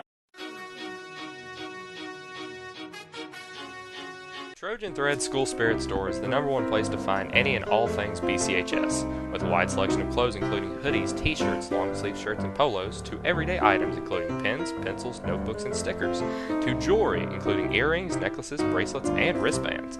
So stop by the Trojan Thread Store any weekday from 8 a.m. to 11 a.m. or during any home varsity basketball game. The Trojan Thread School Spirit Store, keeping Barren County in style.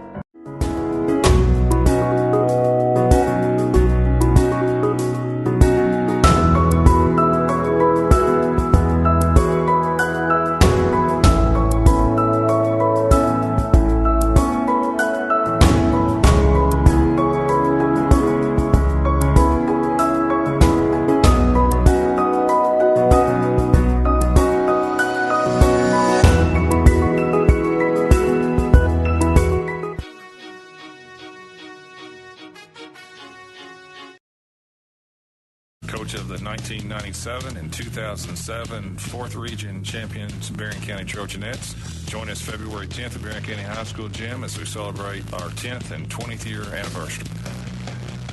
Stevens gives to Bandy, high post right. He'll turn. He needs some help. He'll throw it back out to London. 38-35. Trojans lead it by 3. Fourth quarter brought to you by Citizens First Bank. Come grow with us. Kind of uneven on the fouls, 8-1. Here is Stevens throwing up the shot. It's no good. And rebound taken by Littrell. Barren was 5 of 10 the third quarter. Greenwood 2 of 9. Here's Littrell with a basketball for the Gators. Left side is Roberts. He'll leave it out there with Robertson. Straight away over to Littrell. Now Littrell working to the right side. Back out it comes to Roberts. And now Roberts looking, going back right over to Littrell. He's going to fire it up for 3, and it's short. London with a rebound for the Trojans. Sends it down the floor to Bandy. Bandy heads toward the rack. Pump fake over Feeb. Feeb blocked it on him, no foul. Out to London. He'll fire the 3. Yes, sir.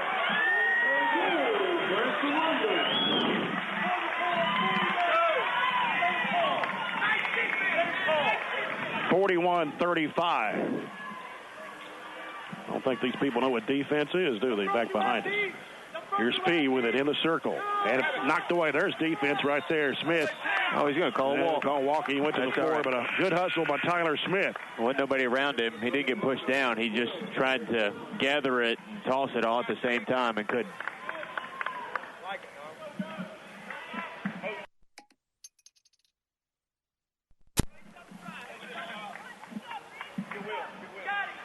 Littrell on the right side.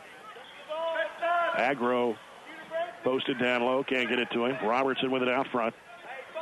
Now Robertson gives it off to Roberts. Roberts dumps it in there to Agro. Left of the lane against Coomer. Out to Fee. 18-footer. No. Rebound taken by Jared Coomer.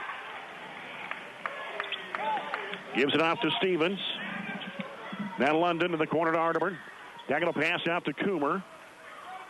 He'll give it out to Stevens with 6 minutes to play in the game. Back to Coomer on the left side. He'll give it back out to Arterburn. Now London out to Stevens, top of the circle, back to Arterburn on the left wing. Coming back out to get it is Coomer. Right side over to Stevens.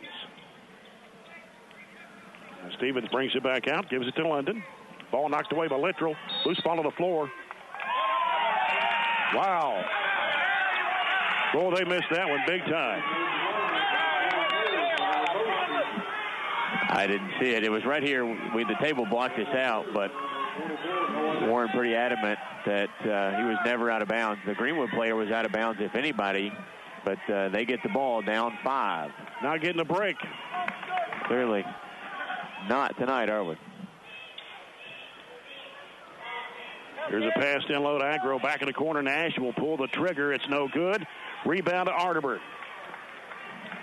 Arterburn will send it down the floor. Coomer goes inside against Fee. We're finally going to get a foul. Pushed out of bounds as he was going. But we're a long way away from the bonus. Jared was lining up. I think he thought he was shooting the basketball, but never let it go. 4 on Alex Fee. Here's Coomer giving it to Mosby, left of the circle. Back over to Coomer. Now Coomer will hand it off out there to Stevens. We come down on 5 minutes to play.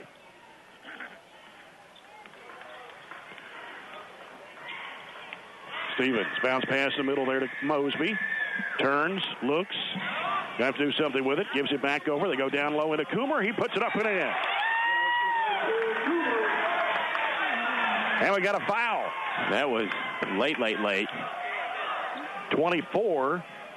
It'll be Nash. Nash came in and got him. Must have been on the backside as he was pinned, went straight up. That was one of the best offensive sets we've run to be able to get Jared iso'd on a little guy. And he missed the free throw. Fee with a rebound. And Fee playing with 4 fouls at 4:44 to play. Littrell with it on the right side. And Agro just hit Mosby in the face. Spin move, back out to Fee. 18-footer, rams, good. Fee with his first 2 points of the second half. He's got 8. 43-37. Actually, Mosby got hit in the nose, I think. Yeah, way. He looks there. London floats it down in there to Coomer. Going to get a foul on Roberts. His second, team's 4th.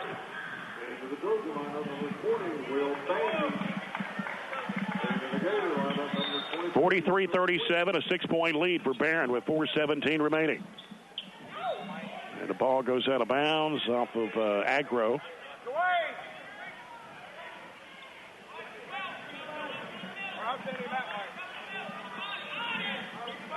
Mosby's had to come out of the game. Bandy out of the right side. Well, he thought about that 3. Down to Coomer. Oh, he can't get it to go. Ball knocked out of bounds. Trojans will get it back, though. He didn't have a good handle on it as he had to turn real quick to get it up, and he lost it on the way up. Stevens will toss it in on the left baseline. Sends it out to Bandy. Drives. Goes into a crowd. Goes to the shot. It's blocked. Trying to force it up there. And here come the Gators with 4 minutes to play. 43-37. Roberts needs help. Goes to Wynn. He'll throw it out to Littrell. Swings it over the right side now to Roberts. Roberts gets the screen from Fee. He wants to penetrate. Goes. He walked. No whistle. Littrell 3 in the air. No good. Bandy with a rebound. He'll give it off to Stevens.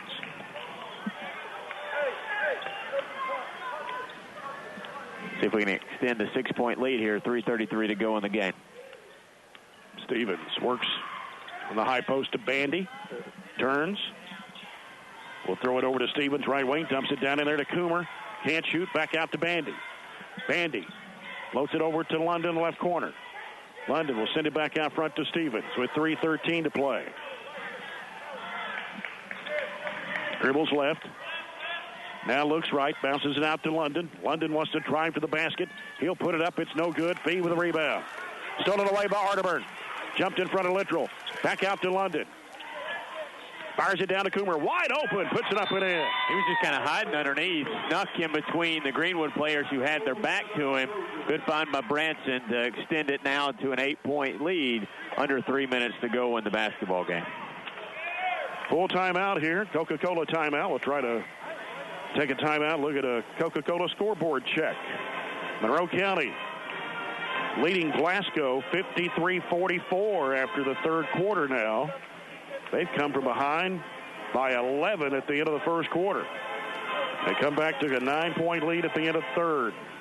Big turnaround there. Franklin Simpson lost tonight to Christian County, a top 10 team, top 10 team. Had to say that a little slow. Team in the state, 66-81. Russell County ahead of Metcalfe County at halftime. This is a boys game. Russell County 35, Metcalfe County 10. Metcalfe County just really struggling a team. We'll see. Both of those teams we'll see as we always survey the 16th district to close out our year. That will start next Tuesday, of course. We'll go to Russell County. And then Cumberland here, go to Metcalfe, close out with Clinton. The last 2 weeks of the season. Of course, we've got to go to Hart County, to Hart Memorial Elementary Friday night for the boys game. And then we'll go to Adair County on Saturday night.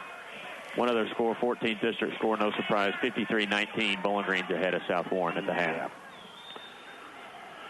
2:53 left here. Trojans 45, Greenwood 37.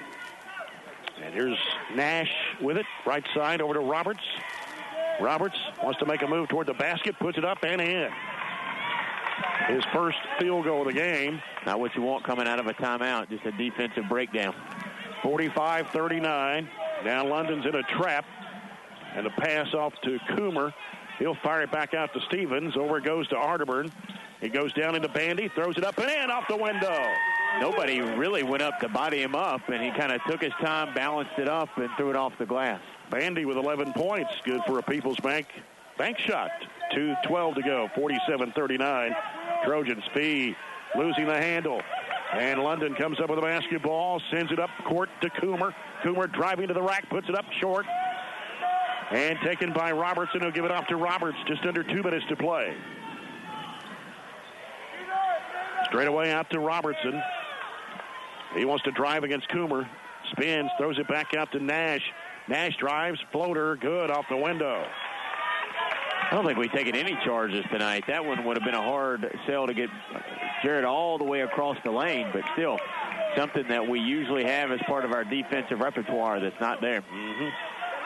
Here's Arterburn with the basketball. Lobs it back over to Stevens. Stevens in the corner.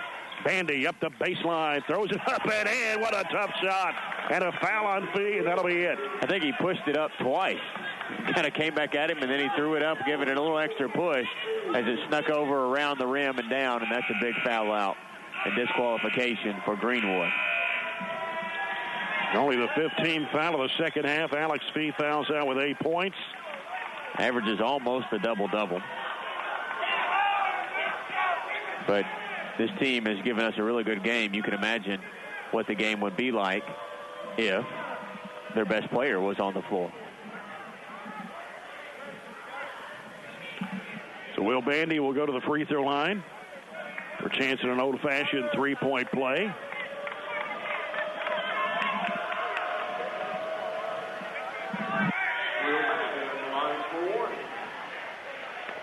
He's got 13 points now.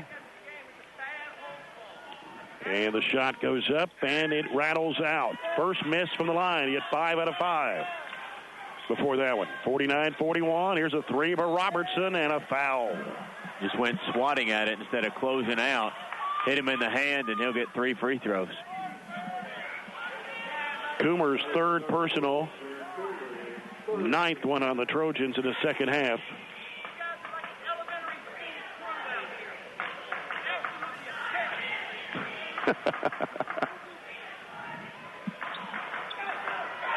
At the line is Robertson. He's 1 of 2, and he hits that one.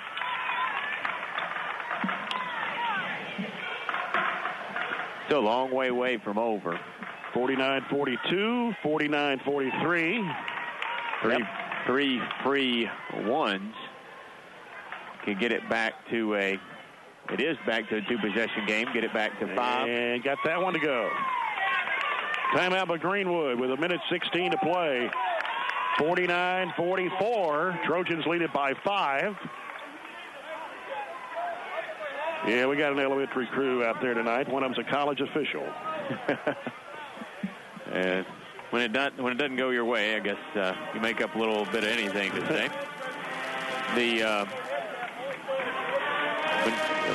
Greenwood's only had 1 lead tonight. I think they took just a 2-point lead, had an opportunity to stretch to 3, missed a free throw, and we went down. I think it hit a 3 and got the lead right back. And we have led, I think, all but 1 possession tonight. Our guys have played fairly well. If you take out the second quarter, we played really well and executed. But sometimes, like in the second quarter, where you were 1 of 9, you weren't turning the ball over a whole lot. You had 3 turnovers, but you just weren't getting shots to go. Maybe half your shots were 3s, but you didn't shoot an extraordinarily large amount of them. So we played through it, fought through it, and came back. I guess it obviously helped having a huge lead at the end of that first quarter to be able to get outscored 13 points in a quarter. Have you ever seen a quarter where both teams did not score a single point? That's just happened. Russell County Metcalf, 35-10 after 3 periods now. I'm not sure how that happens. You almost have to try not to score, I think, wouldn't you? Maybe one team held the ball like Franklin did on us. I don't know. That's crazy. So they're going to be trapping the ball, and we're going to get what here? Foul? Yeah, foul on Greenwood. A push as Parker was trapped and lost his balance. Warren was trying to get a timeout, but it would have been too late. The whistle had already blown. Fortunately, we get a foul. It's the 16th foul on the Gators. Second one on Robertson. We haven't been whistled for any fouls this quarter. It was 8 at the third. There's another foul on Robertson. That'll be his 3rd. Team 7th. That'll put the Trojans in the bonus now with 1:07 remaining.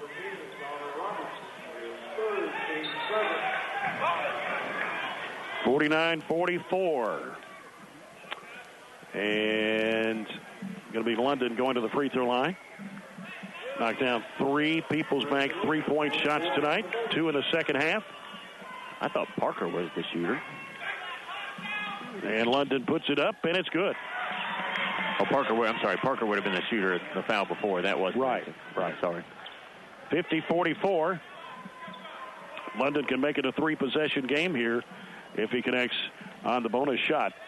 And it's on the way, and he got it.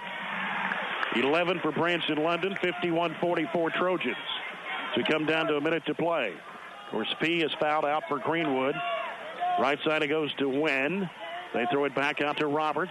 Roberts, top of the key, lets it go for 3. It's off the mark. Offensive rebound by Littrell. He'll throw it up for 3. Misses everything. And Stevens tried to tap it back in bounds. He was falling out of bounds and fell into the, the player that was on the floor for that was Nash. Greenwood. Nash kind of pulled him down and fell on top of him. But they were both out of bounds. Parker just had the ball in his hands. And it's going to be Roberts set to put it in. Comes out to Littrell. He'll let it go. 3. No. Coomer with a rebound. Hands it off to Stevens with 42 seconds. Gives to London. And London almost had his arm taken off by Wen. That'll be his 2nd. Team's 8th.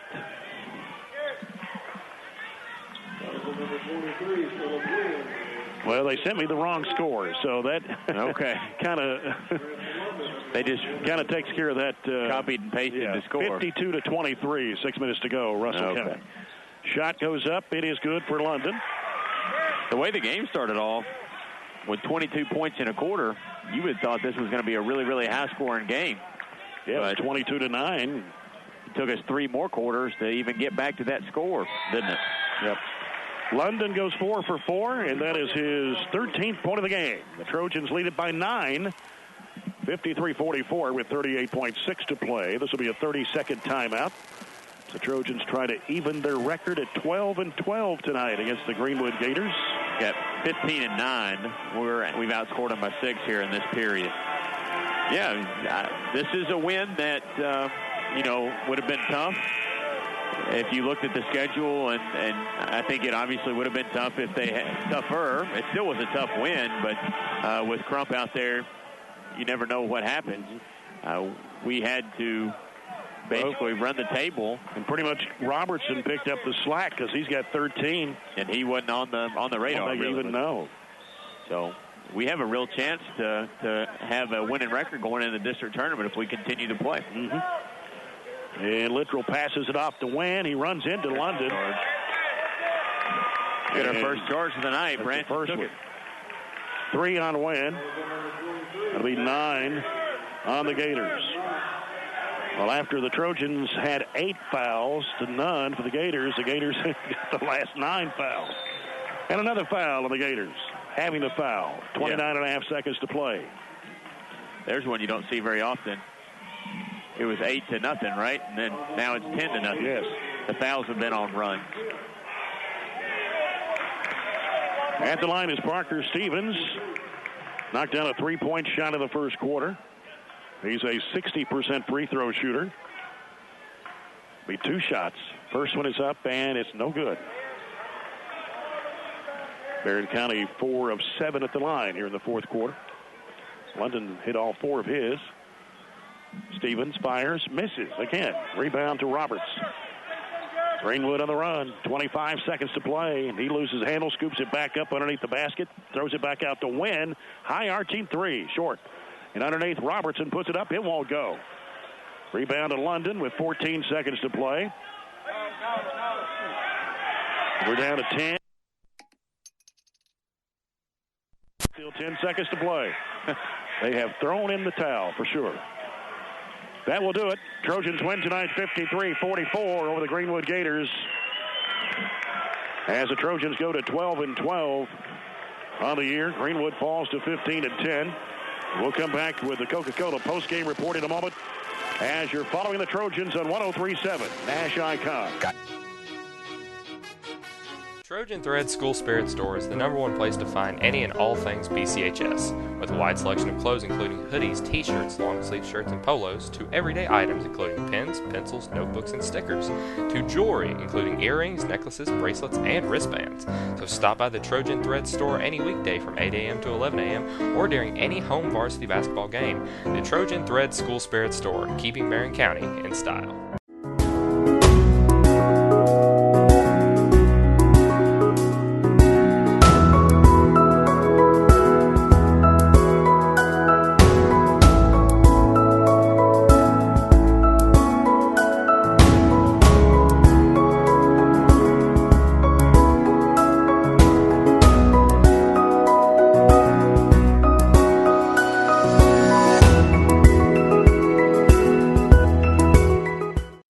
Watching BCHS Live on YouTube or Facebook.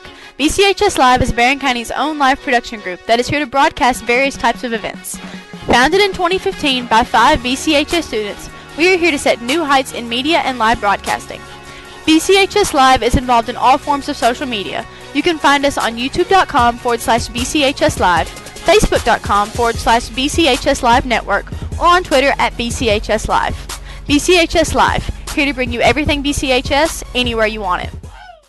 The Barren County High School Future Business Leaders of America Club is one of the most largest and thriving clubs at Barren County High. With regional, state, and national competitions to look forward to, students are able to capitalize on every and any aspect of business in the modern world. With competitions centered around technology, writing, speech, and media, among others, any club member is bound to find a path to excel upon. So for their great infusement of technology and business, the FBLA Club has been awarded the January Club Spotlight by BCHS Live. Trojan Thread School Spirit Store is the #1 place to find any and all things BCHS, with a wide selection of clothes including hoodies, t-shirts, long-sleeve shirts, and polos, to everyday items including pens, pencils, notebooks, and stickers, to jewelry including earrings, necklaces, bracelets, and wristbands. So stop by the Trojan Thread Store any weekday from 8 a.m. to 11 a.m. or during any home varsity basketball game. The Trojan Thread School Spirit Store, keeping Barren County in style.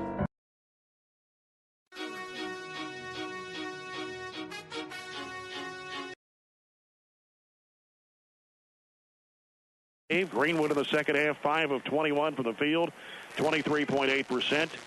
They were 15 of 47 for the game, 31.9. 5 of 25. So 25 of their 47 shots came from behind the arc.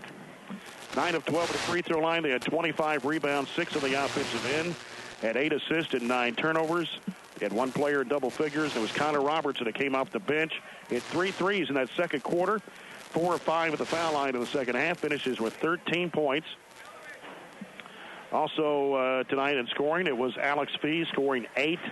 Luke Litchfield had 7, 6 for Chris Agro, 5 for Jack Roberts. Noah Nash also scored 5 in the game. Philip Wynn, who started the ball game, did not score. For the Trojans tonight in the second half, 10 of 21, 47.6%. 18 of 41 for the game for 44%. Trojans were 7 of 17 behind the arc. 10 of 15 at the line for 66.7%. Had 25 rebounds, same number as the Gators. 11 assists and 7 turnovers in the game tonight. 2 block shots and 7 steals.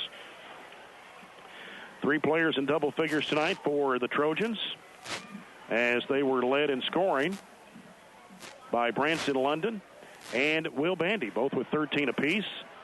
Bandy had 7 rebounds. 11 points for Jared Coomer tonight. Parker Stevens scores 3. Garrett Arterman with 6 points and 5 rebounds. Tyler Mosby gave the Trojans a lift there in that third quarter, scoring all 7 of his points. Tyler Smith and Brandon Reed, along with Landon Key, saw action but failed to score in the basketball game. Points off turnovers, the Trojans with 9, the Gators with 7. 12 to 8 points in the paint, Trojans. Bench points, Gators had 16, the Trojans had 7. Second chance points, 6 to 3 in favor of Barren County. Trojans led 22-9 at the end of the first quarter. Got outscored in the second quarter 15-2, which tied the game at 24. Trojans led 38-35 after 3. Go on to win 53-44 tonight over the Greenwood Gators. Hart County Friday, and then you got a really, really tough one against Adair County on Saturday. So a lot of work to do the rest of the week. Maybe Warren will get them off tomorrow and back at it on Thursday and another game on Friday. So winding down, and good performance tonight overall by the Trojans to beat a very good Greenwood team with or without Crump. Russell County beat Metcalfe County tonight 63-28 in that boys game. You look at Russell, Metcalfe, Cumberland, 3 teams we play, all kind of in the bottom part of the region record-wise. Clinton County, clear favorite in that district at the top record-wise. Yep. We'll come back with more of our post-game report in a moment. You're following the Trojans. They win tonight 53-44 over the Greenwood Gators. Trojanettes winning earlier tonight 58-50. Back with more. This is Trojan Basketball on 103.7 Nash Icon. Coca-Cola is dedicating radio time to unsung holiday heroes. This one goes out to the volunteer snowplowers. While Old Man Winter is dishing out snow, you're dishing out generosity. At the crack of dawn, you fire up the snowplow and hit every school, hospital, strip mall, and office park within 20 miles. And you do it with a smile. You deserve a delicious, refreshing, ice-cold Coke in return. Share a Coke with your holiday hero. Coca-Cola. Taste the feeling. I go to South Central Kentucky Community and Technical College because it's so close. I go for the small class sizes. I go because I can transfer my credits. I go because I can take classes when it works for me. I go to get a better job. I go for some of Kentucky's most affordable tuition. I go because it's crazy not to. For all the right reasons. South Central Kentucky Community and Technical College. Higher education begins here. At the People's Bank, we believe that people still like the friendly atmosphere of a locally owned community bank. A bank where you're more than a number and you get one-on-one personal service. A bank where your money is reinvested in the community and all decisions are made locally. The People's Bank gives you everything you expect from a bank, including online and mobile banking. Get the banking you deserve. The People's Bank on Happy Valley Road in Glasgow. Working for you. Member FDIC and Equal Housing Lender. The Barren County Alumni Association is proud to be assisting in the recognition of the 1997 and 2007 4th Region champs, the Barren County Trojanettes basketball teams. The event will be Friday, February 10th in between games. All players, coaches, and managers are to meet in the school store at halftime of the girls' game.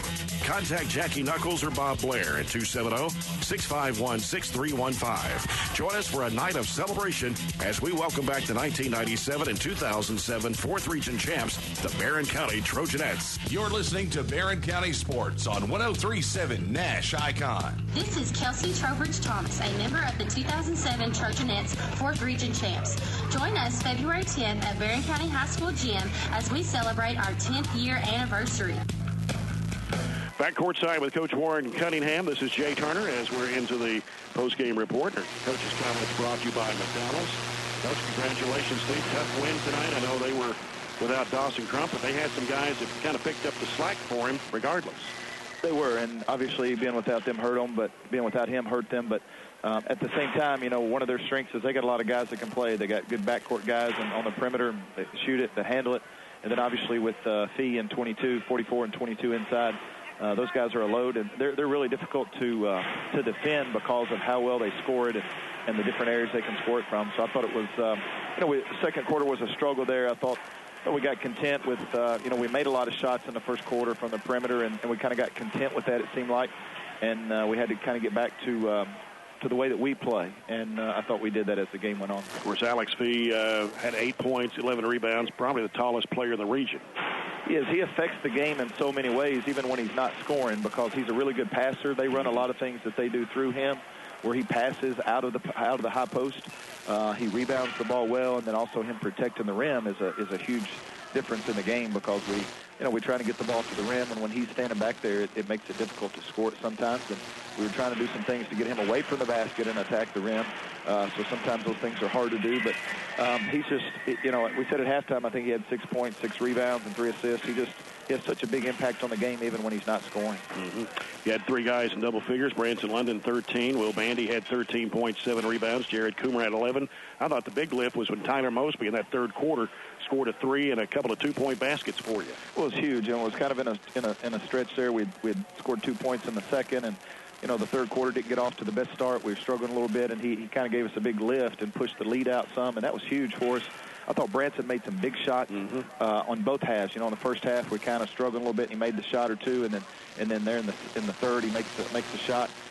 So he made some big ones. Jared was a struggle. I was proud of Jared because I got after him at halftime, because I really think our team goes as he goes in terms of the way that he plays, the aggressiveness and the physicalness that he plays. If he does it, everybody else does. And if he doesn't, then it's a struggle for us at times. But, he even in the third quarter there, he missed some plays that took him out.